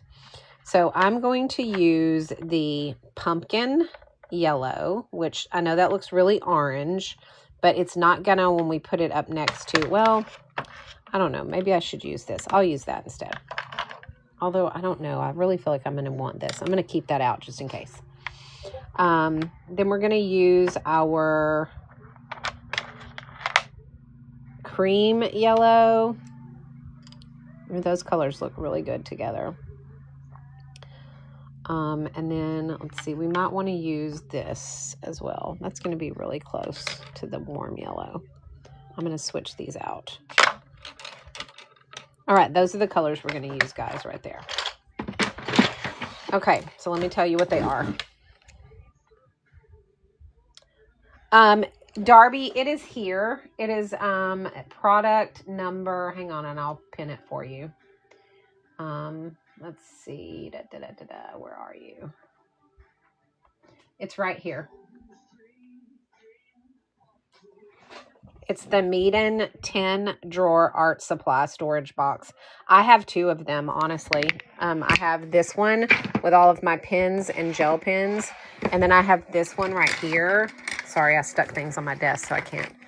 And this one has my, it has all of my paints. And it has, hang on, I stuck that in there wrong earlier. It has my oil pastels. It has my gouache paints. It has my glitter pens. Lots of glitter pens. I keep my shuttle art glitter pens here. Also, my some colored pencils on this side. And my grabby erasable pens are in here too. So I actually have 2. This one is the 6-drawer with the 4-drawer stacking. And over here is the 10-drawer with 5 and 5.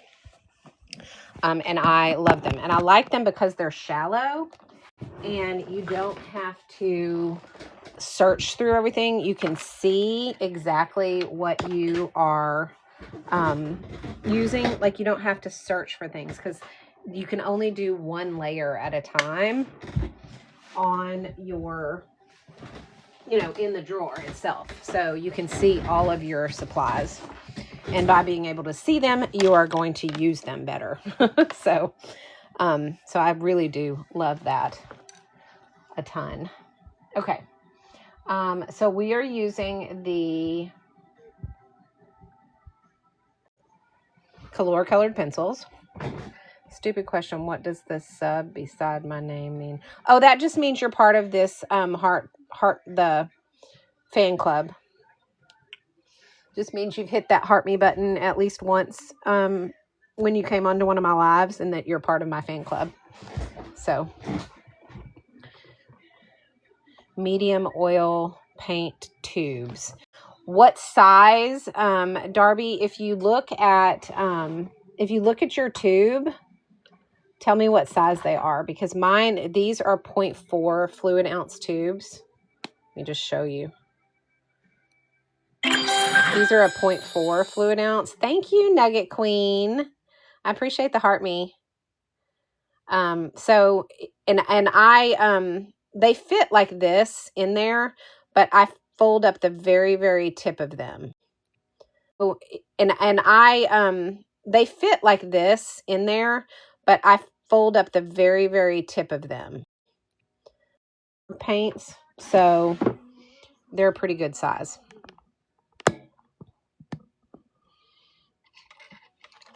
All right, so here's the colors that we're using. We are going to be using the cream yellow, the bright orange, and the pumpkin yellow. All right, those are the 3 that I'm using. Thank you for the rose, Nugget Queen. I appreciate that so much. All right, and we are going to take the light color first. And what we are going to do is right here in the corner of her dress. Now, I want you to look at her. Okay, she's cute as she can be. but she needs depth. She needs to pop more, and that is what we're going to do with her. So the watercolors are what give you your good solid base, and the colored pencils are what are going to make her pop, okay? So that is what we want to do. So we're going to take this light color, and we're going to do a very light pressure on this side of her dress, okay, with this light color. Don't worry about the white dots. You can go over them. We'll just add those back in again. Yes, Darby, the thing that here was my issue with it, Darby. I had a lot of pens and pencils and stuff and paints that were in boxes on shelves. And every time I needed to use them, I had to, first of all, remember what I needed or what I had in stock.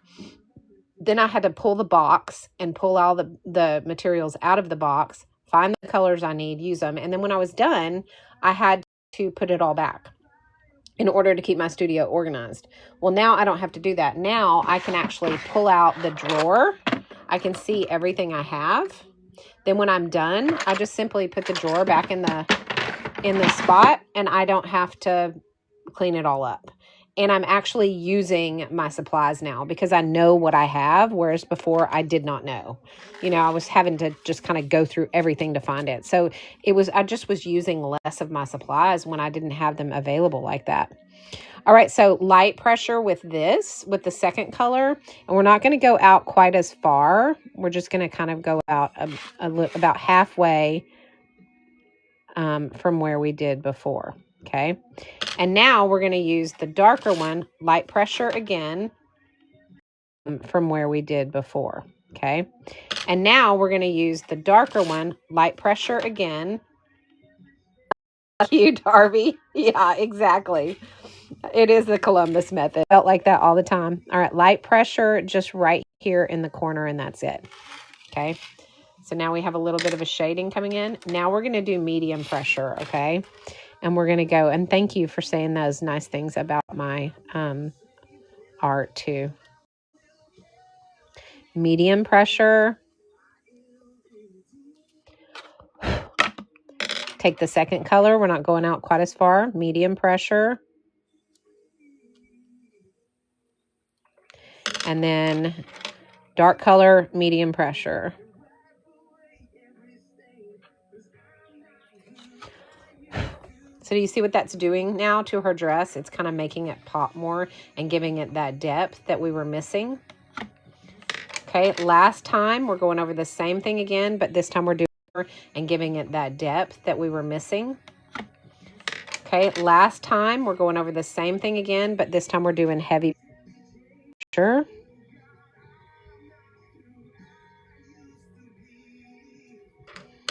And heavy pressure.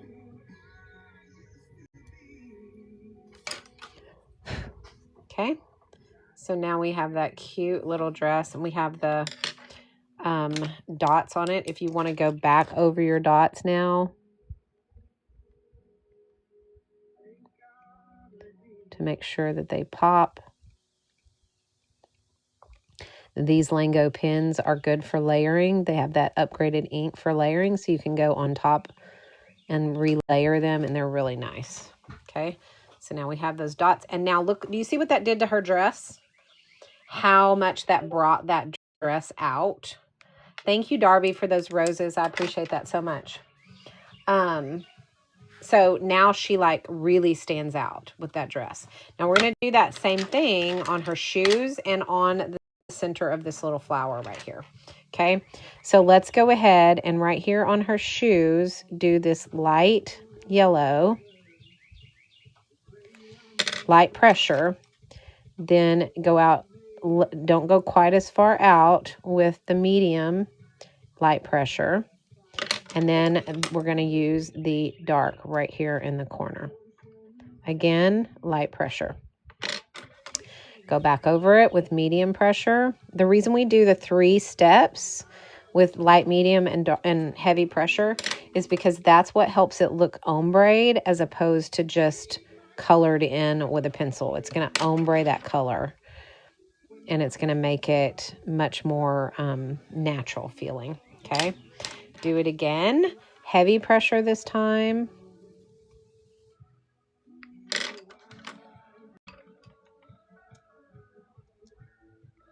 So there's not going to be any harsh lines when you do it like that in 3 layers. All right, so you see what that did to her shoes? How stinking cute. I love it so much. Okay, let's do the flower. Okay, so now with the flower, we're going to go in with light pressure.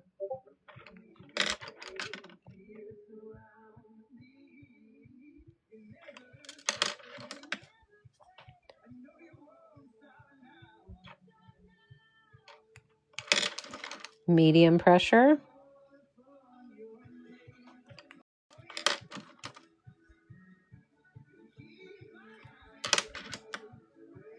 Oh, let me sharpen this. I need a sharper tip. Oh, you're so welcome, Alexavier. Yes, it did, didn't it, Darby? I love it. I love it. Alexavier, that's what I'm here for. Join us every day. We do a tutorial every day, and we love, I love for you guys to paint and ask questions so I can help you guys learn. But also, just so you know, I'm self-taught. I'm not classically trained. I learned all of this from watching videos. I started back in November of 25.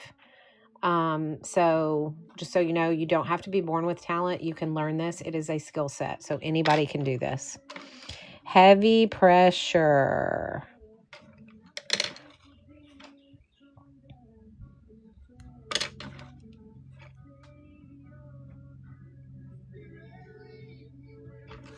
Okay, so now we have the center of that flower. Look what that did. Wow. Okay, so now, oh, Rain. Yes, isn't she cute? She turned out so good. I love her.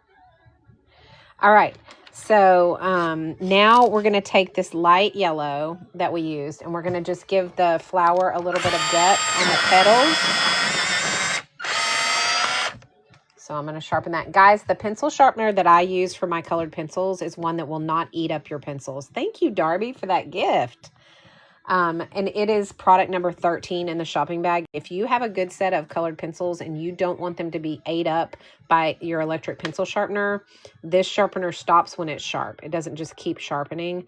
I love, love, love it. It is this AFMAT one. And it is the best pencil sharpener, and it's hands off. You just put it in there. It does the sharpening and spits it out for you.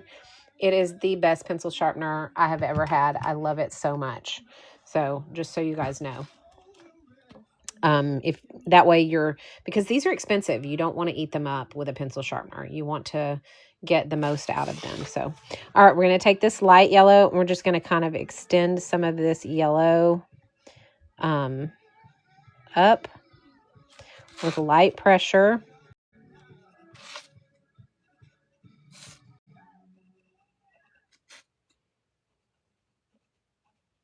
Now, you could do this entire thing with colored pencils and don't do watercolors, but you're going to end up with a flatness about it, just like we did with the watercolors. The idea is by combining the two, you get more depth to it. So that is why I do both. Rain, thank you so much for that heart me.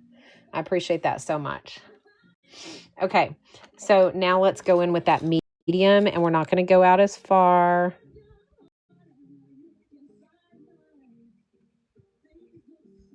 And I'm only doing 1 layer of this. I'm not going to do the 3.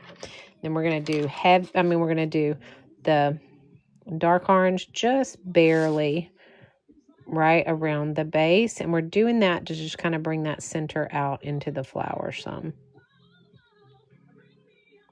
Okay, we don't want it to be overpowering. So it kind of blends all of that together. Okay.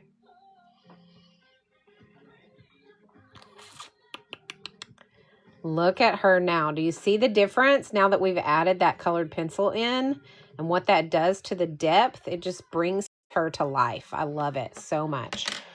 All right, I'm going to put the yellows and oranges up. Ginger, thank you for that so much. I appreciate the club cheers so much. All right. Now I'm going to grab some of the green for the shorts. And what I want to do is I want to grab think I'm going to do this right here, this color. Let me just see. That looks like a good dark color. And here's the light that I want to use. And we need I'm going to use an even darker for the darkest color. I'm going to go with that. All right, so this is why I say a good, like, large set of colored pencils is great, because you want to have a very large amount of colors available to you for your shading. And if I'm using 3 different colors for shading, then I want to have the options of being very cohesive with my color. All right, so these colors are very cohesive with this green. But also, if I had used a different green, I would want some different greens as my shading colors. So it's important that you have a large enough set. I started with a 72 color set when I first started doing art, and then I shifted to the 240 set about a year later. So starting with a small set is fine, but once you get to a point where you need more colors, you're going to want to have that larger set. I'm even at a point where I'm wanting a larger set than the 240 set. So just so you know, it's really good to have options. All right. So what we're going to do now is we're going to take our lightest color. We're going to do that 3-layer ombre blend again. And I always like to, in small areas, you always want to have a sharp tip. Okay. So make sure you keep it sharp. And we're going to do a light pressure shade just underneath all of the elements that are overlapping the shorts. Then we're going to take our next color, and we're not going to go down quite as far. All right, we're just going to go a little bit. So we went about halfway down on the first color, so now we're going to go about 1/3 of the way down. Again, this is light pressure. Okay, now you're going to see how these shorts are going to kind of come to life. Then with the darkest color, we're just barely going to go up underneath the sections where we see that shade. Okay. So you see what that did? That's just the first layer, and it's already coming to life. I can pin the pencil sharpener. It's right here, Darby. Right there. You will definitely want a good pencil sharpener when having a good set of colored pencils, because you don't want to eat up your pencils. You want your pencil sharpener to stop when they're sharp. And if you have one that's manual, you can bend it and break your tips, and that wastes your ink, or that wastes your lead. But if you put it into here, this stops when it's sharp. So if I have a pencil sharpener, a pencil that I want to get sharp, it's going to stop.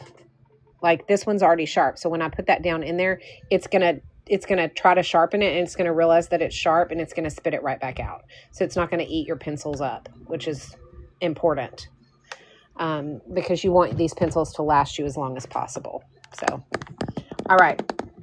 So now we're on medium pressure. We're going to go about halfway down with this color. Then we're on medium pressure with the next color. We're going about 1/3 of the way down. And then we're going with medium pressure with the next color. We're going about 1/3 of the way down. And then we're going with the top, and that's it. Okay. Now we're on heavy pressure. Heavy pressure.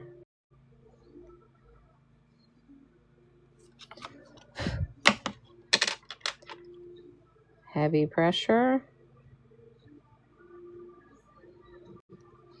And heavy pressure right around the base. All right, so y'all see what it did to the shorts now? You've got those shadows around the shorts. Looks so much better, right? Yeah, it's a really nice pencil sharpener. It's my favorite. I've had several, but that one is worth every dime that you pay for it, I promise. Okay, I'm going to put the green away. And we are going to now, I don't think I need to do anything to her face. We could add a little bit of gray to her ruffles if we wanted to. Let me pull out a gray, see what I've got. Let's see, I think I can use this gray. And maybe even a really dark gray. And let's see what we got. Let's see what we get with this. I'm just going to use these two colors and just see. I'm going to go right up underneath here where there should be a shadow. And I need this to be super sharp, so.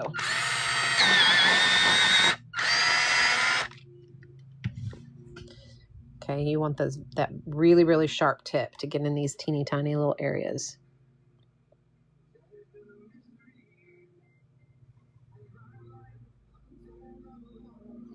Okay. That was light pressure. Ginger, thank you so much for that purchase. You're gonna enjoy that pencil sharpener. It's really nice and it's really good to save your pencils.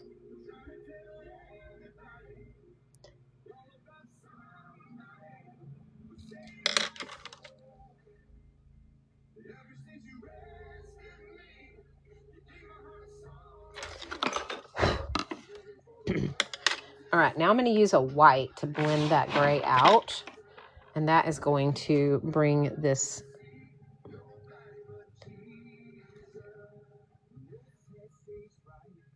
ruffles.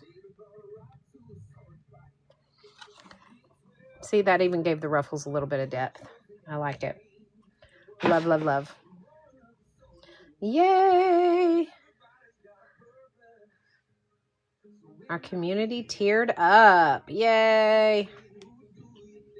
That's awesome. Okay. Now, let's see. What else do I want to do to her before we do our splashes?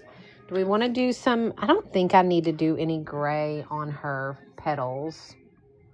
I think that's going to be okay, but we might could do a little bit right along the sides here. Just with a really light pressure, add a little bit of color.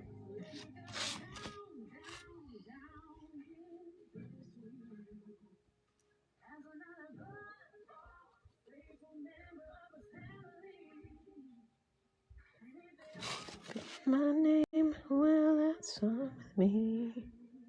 Let's see.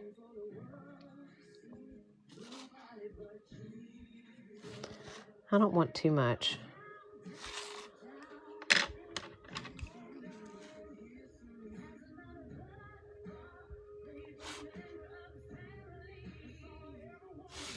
But that is giving it a little bit of depth, so.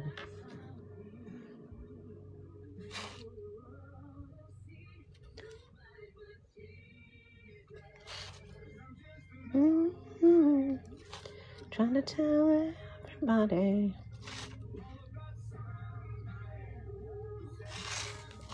Okay. Let's try medium pressure now.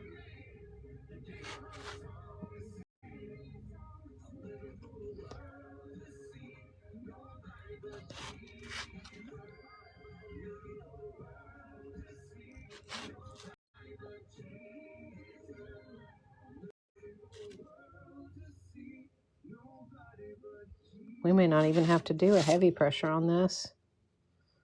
It's looking pretty good.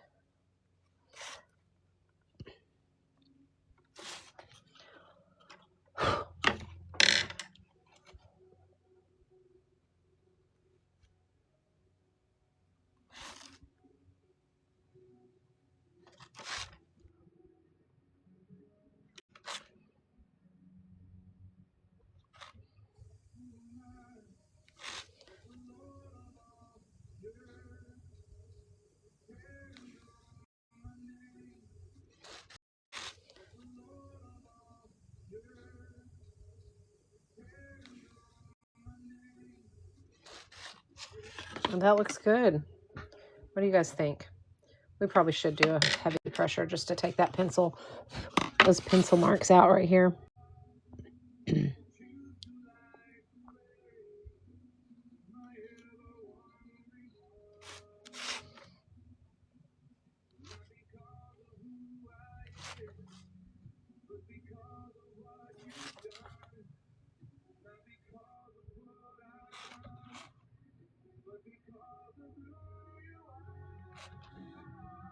I am quickly fading. Okay. And now let's take the white and just kind of blend it so that it doesn't look like a pencil.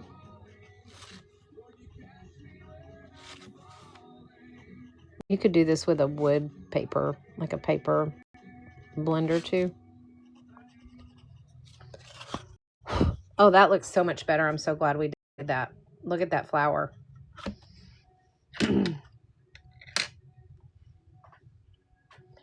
I used, for the flower, I used the light gray, and then I used the lead gray as the darker section.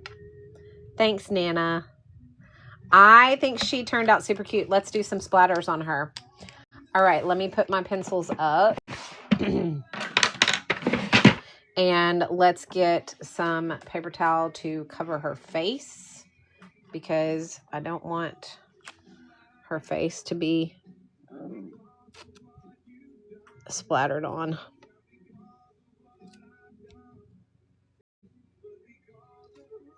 So I'll just tear my paper towel I've been using and just kind of cover her face up. And I'm going to take my number 1 brush, and I'm going to dip into my yellow with lots of water, and I'm just going to tap.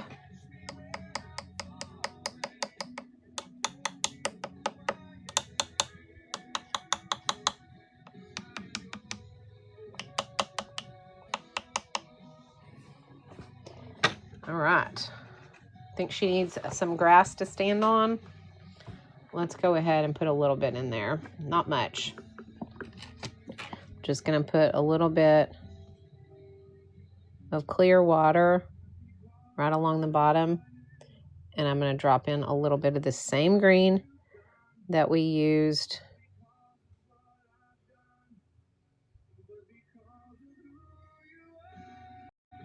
on her shorts. Okay. Now we are going to dry her, and we'll peel the tape, and we'll reveal that pink background. Remember we did the pink background at the very beginning? I told you you wouldn't be able to tell when we were done, but once you pull the tape, you'll be able to see it. So let's get her dry first. I think she turned out so stinking cute, y'all. I love the colors in this one. I love the yellow and green. It looks so good. I'm super excited about her. I think she's my favorite so far out of the ones we've done.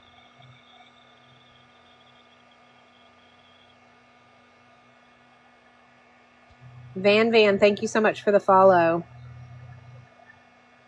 Appreciate that.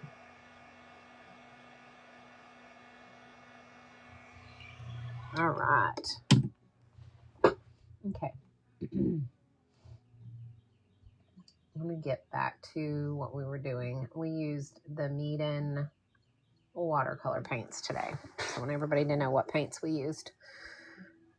All right.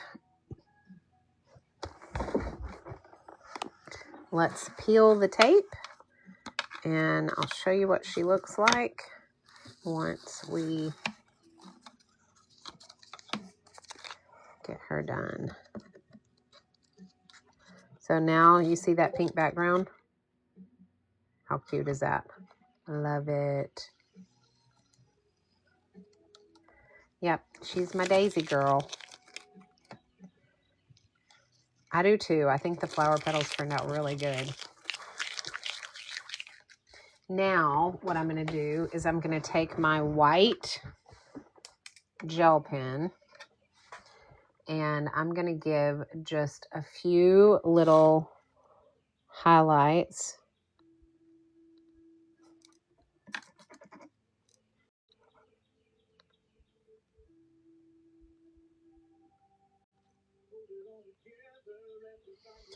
Right there. I'm going to give a little highlight right here on the shoe. We've already done the eyes. I think that's good. I don't think I need anything else. What do y'all think? She's cute. Super cute. Oh, that's good, Rain. I'm glad. Yeah, this one's super cute. All of these replays will be available on my Tube of You. They're all up except for the one we did last night is not up yet. And the Ice Cream Girl's not up yet. But let's look at all the ones we have.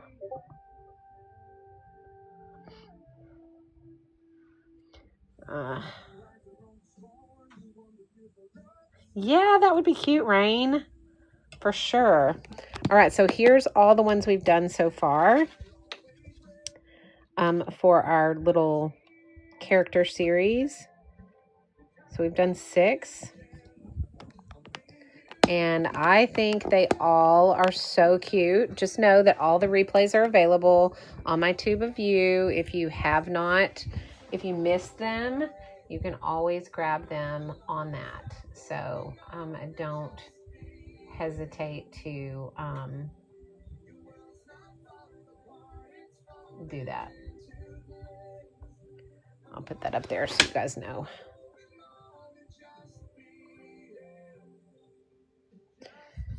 Okay, so these are the ones we've done so far. I'm probably going to do, tomorrow is our Bible journaling day. So tomorrow we will be doing some Bible art. I will be on between 10 and 11. I usually come on right around, 10:30-ish. And, oh, happy anniversary, Stacy Lee. That's awesome. My husband and I will be celebrating 35 years this year. Not until December, though. So this is the series so far. It is Central Standard Time, Shelley. I usually pop on around sometime between 10:30-ish. I don't have a set specific because I get up, get my coffee, take my supplements, do my Bible time, and then pop on. So at some point, depending on what time I finish is when I pop on. So I have to have my mornings, my morning kind of supplement and Bible time first, and then I'll get on. But on Fridays, we do Bible art. So we'll be using the Dayspring Illustrating Bible tomorrow, and we'll do something fun. We can even use one of our characters if we wanted to and do something on a page. It'll be fun. So I'm excited about it. Oh, that would be cute. Stacy Lee, that would be so cute. You're flying to Kansas tomorrow. Oh, how exciting, Carrie. I'm so excited you're going to get to do that. Laura, thank you for the follow. Oh, Stacy Lee, congratulations on being a new aunt.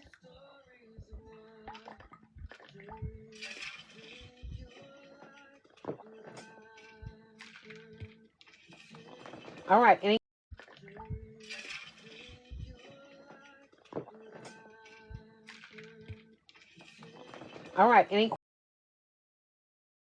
Any of the products we use today, any of the techniques that we use today, any of that, you guys let me know.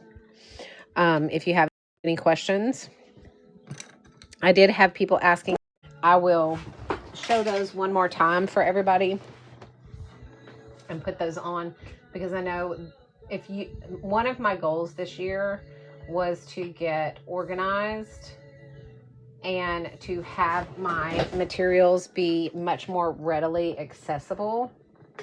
And so what I did was I purchased these Meeden art storage drawer systems and their marker organizers so that I would have the ability to have all of my materials at my fingertips. Because honestly, when they're packed in boxes and they're on a shelf, it's so hard to know what you have and to remember what you have. So these are what the art drawers look like. I have this set is 5 and 5. It stacks to 10. And this set is a 6 stacking with a 4 stack on top. Now here I have my Meeden tube paints. I have my Meeden oil pastels. I have my gouache paints. Then I have some of my, let me move this out of the way, just a few of my glitter pens and some random pencils and stuff that I had, that I use. And then I have my Grabby heavy gel pens, glitter pens, and then I have my medium glitter pens from Grabby in these 2 drawers. You can also put, I have my erasers and stuff back here too. Then I have my 72 color pencil set in these 2 drawers. I have my Grabby erasable. And I have my Shuttle Art glitter pens in that set. Over here, let's see, I was so nervous to paint this girl, but glad I did. So cute. I added paper flower and rhinestone. Oh, that would be so cute, Carrie. I can't wait to see it. Send me a picture. Thank you. I will spoil them rotten. Oh, I'm sure you will. I spoil my grandkids rotten. I have them every Tuesday, and I spoil them to the bone. I mean, this is my grandson's art section. He has his own little art desk right here, and I give him all of my supplies that when I upgrade a supply, he gets my hand-me-downs, and he paints and does art constantly. He loves it. So then this set has I have my Lango gel pens, all of those. There's 90 of these. So I have that full set in here. And then I also have my Grabby multi-liners in here. I have the colored set and the black set. And then here I have my 240 colored pencil set from Color. And I have those separated out by colors so I can grab them very easily. The great thing about these drawers is that you can pull them out. You can set them down on your desk. You use what you need, and then you put them back. What I hate is when my art supplies are up on a shelf and I have to pull them down and go through everything to figure out what I have. I don't like doing that, because if I do that, then I don't get, I don't know what I have. So like she said earlier, it's the Columbus method, where you're just kind of discovering what you have and you're not sure. So you don't have to do that with these. With these, you can see everything you have because they're very shallow. So you can see all of your colors and everything. And then you grab what you need, right? And then you put it back and it's cleaned up. You don't have to worry about dragging it all out of the box, pulling what you need, using it, having a big old mess, and then having to put it all back in the box and back up on the shelf. It's so much easier with a storage system. My other markers are all in the marker storage system that they create. And then I also have their drawer system right here. So Meeden they have amazing storage options for your studio. So if you're looking to get more organized, having these drawers are so worth it. I just cannot say enough good things about having an organized desk area where I can actually get to and see all the things that I have. I even use this clear system up here for additional stuff like washi tape and all of that. And you can pull these drawers out as well and see all your washi tape. So I love that as well. So there's lots of options for organization. And so if you have questions about that, I'm happy to answer any of the questions about how I keep my studio and my supplies organized so that I use all my stuff. The thing that makes me the most sad is when someone has a ton of supplies and yet they can't use them because they don't know what they have. They just have to take a guess at it, and then they have to pull everything down. And so it's too much of an effort. So then they don't pull them down and they don't use them at all. And so if you really want to know what you have and use your supplies, you need to have some sort of an organized system in your studio. So that is mine. I love them very much. I hope that you guys will figure out what works best for you in your studio, but get some sort of an organizational system so that you can for sure use your supplies. You want to use your supplies. All right. Any questions on anything other than that? That is all I have today. I hope that you guys enjoyed today's tutorial. It was so much fun. This was the one that we did today. This was the one we did the other day, but this is the one we did today. She's so stinking cute. I love it. I love it. I love it. I love it. Did you guys have fun? Let me know in the comments if you enjoyed today's. Tap the screen a few times so that we can get our likes up. Be sure to let me know if you are enjoying this series. Yes, Kimmy, right here. You see that right there? It says tutorial replays available. You can get it right there. You can find me on my tube of you under Coach Ellen's Creations. So if you are looking to do any of the replays for these, now I will tell you that there's a few that aren't up. So there is, let's see, she's not up because we just did her today. She's not up because we did her last night. And then she's not up because we did her the day before. So I usually run about 3 days behind. So these 3 are definitely up though. So, and then all of my other series are also up. So I have a lot of different series. We have a fruit series. We have a summer beach creature series that I did. Let's see. I'll show you what we've done. We did this little iguana. He's cute. He's up. We did this whole fruit series for summer. That whole series is up on the tube of you. Then we did the creatures, the little sea creature series, which we had more. Where are the rest of them? Hang on. There they are. This one is not, I didn't do this on live. I just did this on my own time, so it's not in there, but the sea creature series, the rest of these are up as well. So those are all there too. So if you guys want the replays on any of those, you can grab those on my tube of you. Also, you can find me anywhere social media is available at Coach Ellen's Creations for everything. So, okay. Any questions on anything else that you guys have before I pop off of here and go make me some lunch? These are, and everybody who made a purchase today, thank you so much for supporting my showcase.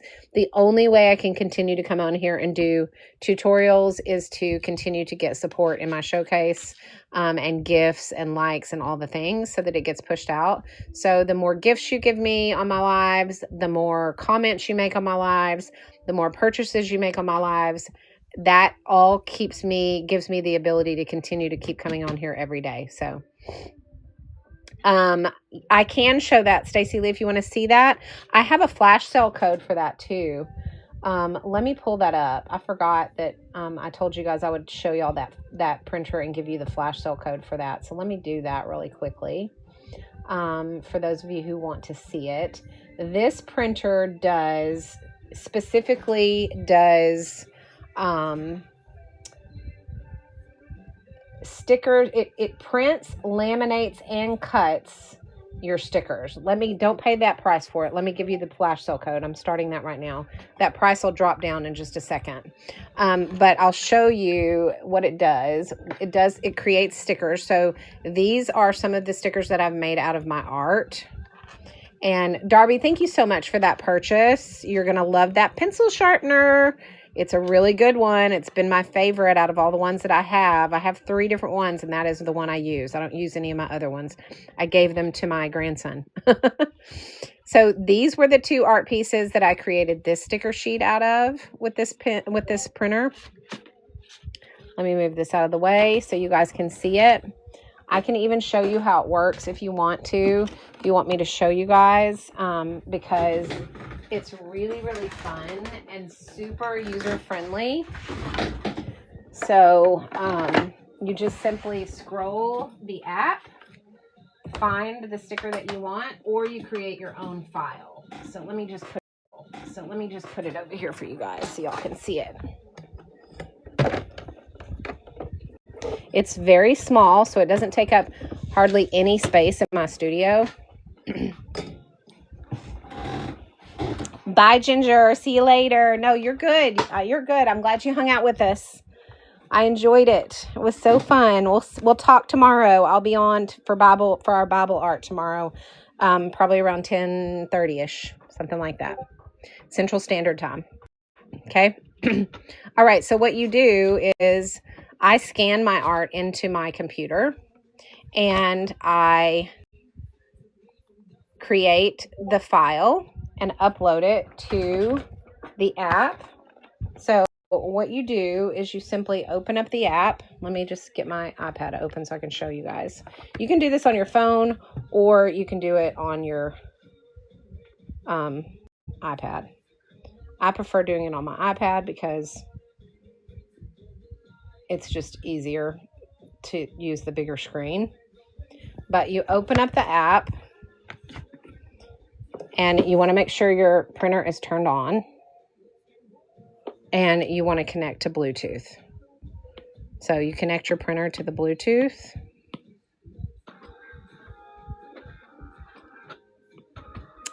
Which is this Leanne Pixie Cut S1. So I'm going to just hit connect and it's going to connect to it. Then I open up the app. You can scroll through here and you can pick from tons of different stickers if you want those. Or if you prefer, you can create your own files. So these are some of the files that I've created. This file right here is the one that I created with all of my my fruit stickers. And I absolutely think they turned out so cute. So if you like doing stickers out of your art like I do, because I sell them at markets and teenage girls love stickers for their water bottles. So if you guys love doing, like creating art and then turning that into stickers and notepads and other different things that you can, you know, double up on your income, because obviously once you sell your art, it's gone, right? And you have to do another one in order to make, you know, a living. So, but if you scan them and then you create things like stickers and notepads and things like that, then you can get more bang for your time. So that's what I do. And so with this, so what I did was I just uploaded my scanned files and created the file. Super user-friendly. I did this in under 30 minutes. I scanned them, created the file, and printed them in under 30 minutes. It's very, very user-friendly. But what I would do is I would go and I would hit make it right here. It's going to pop up. It's going to show me how the outlines are going to look. And you want to make sure none of them are touching, because if they're touching, it'll cut them as one sticker and you don't want that. You want them all to be, you know, separate stickers. Okay. And then you just hit cut. And what's going to happen is this is going to first print it. Okay. and it's going to print it in 3 different layers.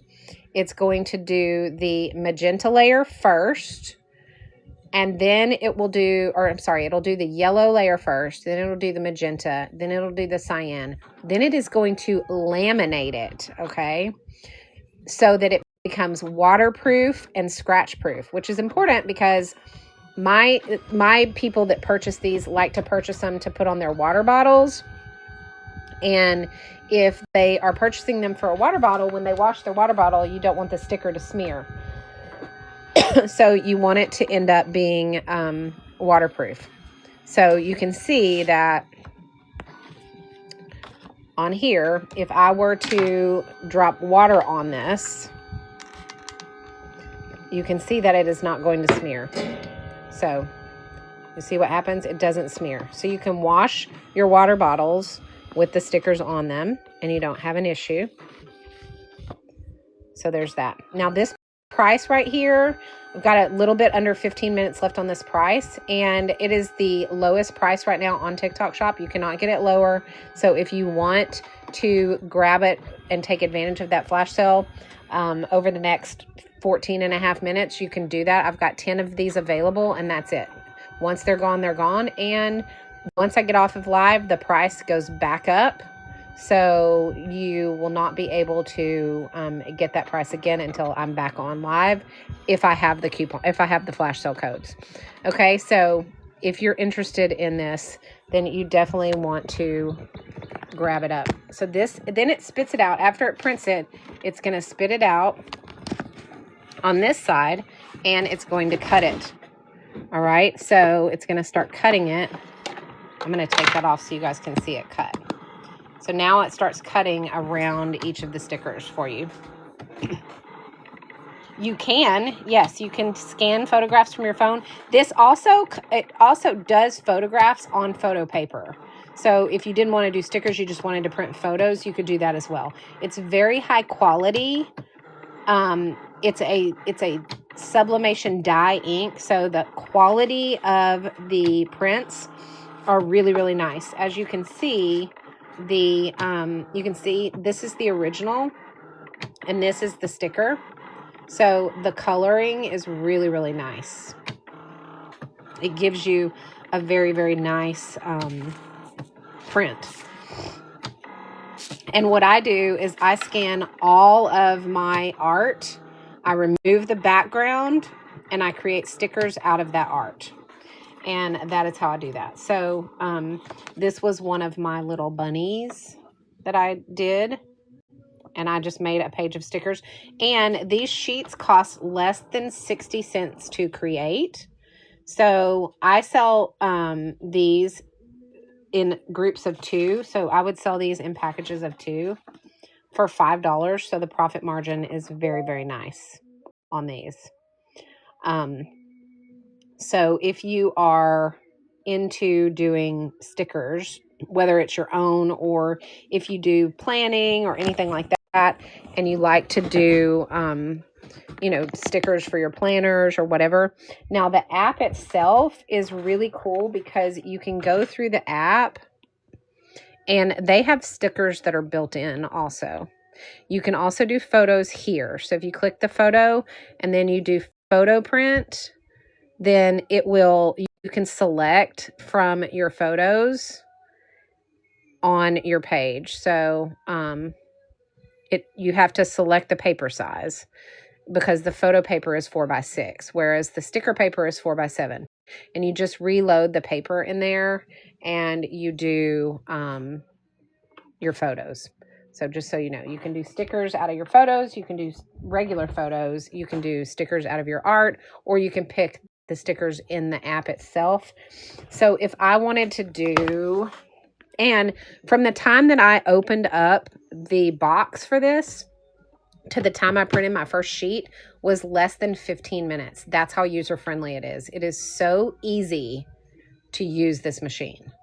Like it is, like the app is so self-explanatory. It is very easy to use. So if you are, not technology savvy like me, then learning to use this was a breeze. And I thought it was going to be difficult, but it's definitely not.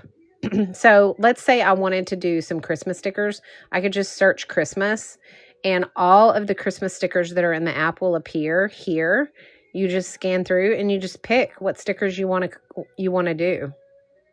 And you can mix and match. So I could do like this sticker I could add to the template.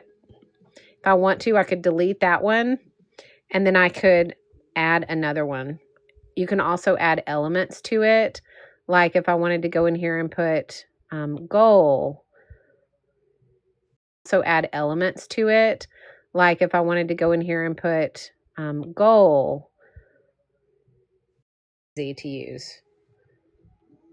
Carrie. It's true. You won't regret it. It's amazing. I love it. And this is a great price. Again, there's under 10 minutes left on the flash sale. I'm going to hop off of here as soon as this flash sale is over. I have 10 available, and once they're gone, they're gone. And also, you will not get this for a lower price anywhere else on TikTok. They've given me the very lowest price possible on this flash sale. So if you guys are looking to grab it up at this price, then go ahead and do that. However, once I get off of here, that price is going to jack back up. So, and once the timer runs down, it's going to be gone. So if you want to grab it, you definitely should. Because again, I'm going to hop off of here. So to grab it, you definitely should. Because again, I'm going to hop off of here. So yeah, I know, Stacey Lee, that's okay. You'll get it one of these days. It'll be nice. So if you are looking at, wanting to do your own art stickers, this is definitely the way to go. What I used to do is these are the stickers that I made with my other machine, and I would have to print them on one printer. Then I would have to laminate them by hand to make them waterproof and scratch resistant. And then I would have to put the sheet onto my cutting mat, run that file into my cutting software, cut it, peel it off the mat, and then separate all the stickers out. And I could only cut all the way through because I could never get the pressure right to cut sheets of stickers like this. I know you can do it, but it was just a lot of trouble. Now I don't have to do that. Now what I do is I just push cut, and it prints, laminates, and cuts them all in one sheet for me on one machine. I don't have to remove it, take it to, and cuts them all in one sheet for me on one machine. I don't have to remove it, take it to, again, it's less than 60 cents to make. I sell 2 sheets of stickers like this. I shall sell 2 sheets for $5. So the profit margin is there. Little girls love putting stickers on their water bottles. If they don't want to buy my art, they always buy stickers. Like they truly, like if they walk into my shop, they're going to at least leave with some stickers. Because truly, like if they walk into my shop, they're going to at least leave with some stickers. Because art is thing. Stickers are. So I always take my art, scan it into my computer, remove the background, create, and you can do all of that in Canva, which is a free software. And then you upload it to this app, which is also free. And then you create your sticker sheet with it. And then you upload it to this app, which is also free. And then you create your sticker sheet with it, print it, and then you've got stickers. And it's small enough that you can take it with you. So if you run out of a particular size or a particular style of sticker, because it's really popular, you can print more right on the spot because your files are in the app. So you just go back to your projects and you pull it up and you can just print another sheet if you want to. So this machine will pay for itself in absolutely no time, flat. So I'm excited about it. I love it. I use it pretty much every day. I've been creating lots and lots of stickers out of my art. I've got my sea creatures. I've got my patchwork series. I've got my fruit series.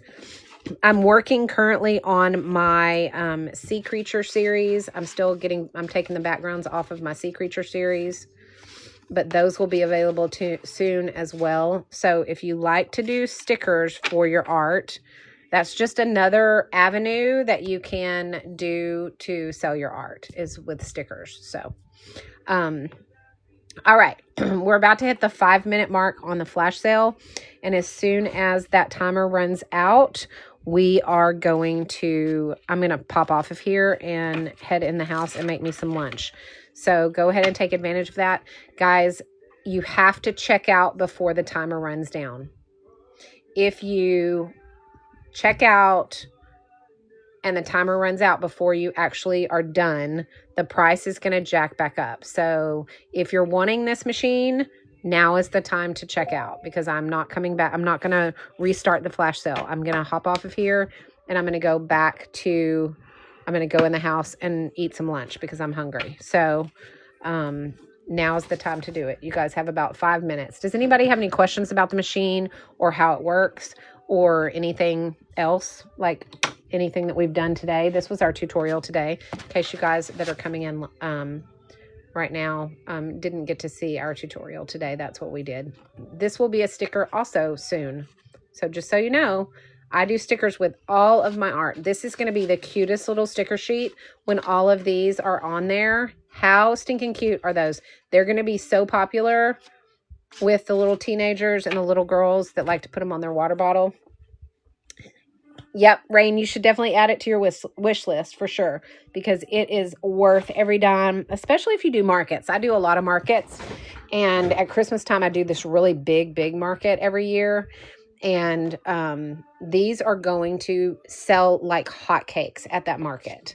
And again, I sell 2 sheets for $5, and they're 60 cents or a little bit under 60 cents a sheet. They're 59 cents and some change per sheet. So they've made the ink and the paper very affordable to get refills on. And the ink it's really easy to install too. It just pops right out here. You just push this little button, it pops out. You have your ink cartridge, and it just pushes in like that, and then you just close this up. So it's super easy to change that out, and it's super easy to change the paper out as well. So you have, this is where your paper goes, and you can put in photo paper for photos or sticker paper for stickers. Super easy. Bye, Carrie. I'll see you later. You are so welcome. I'm glad you got to join us today. We'll be on tomorrow at about 10:30 Central Standard Time for our Bible art tomorrow. We'll be doing Bible art in our illustrating Bible. So if you can do that, I know you have that Bible. So if you want to do it with us and you're available, I know you may be working tomorrow, but if you're not, join us.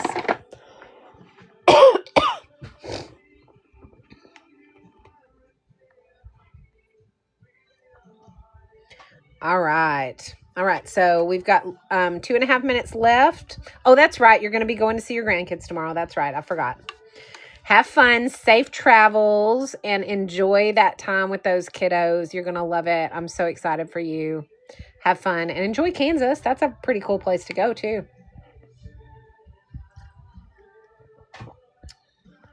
All right.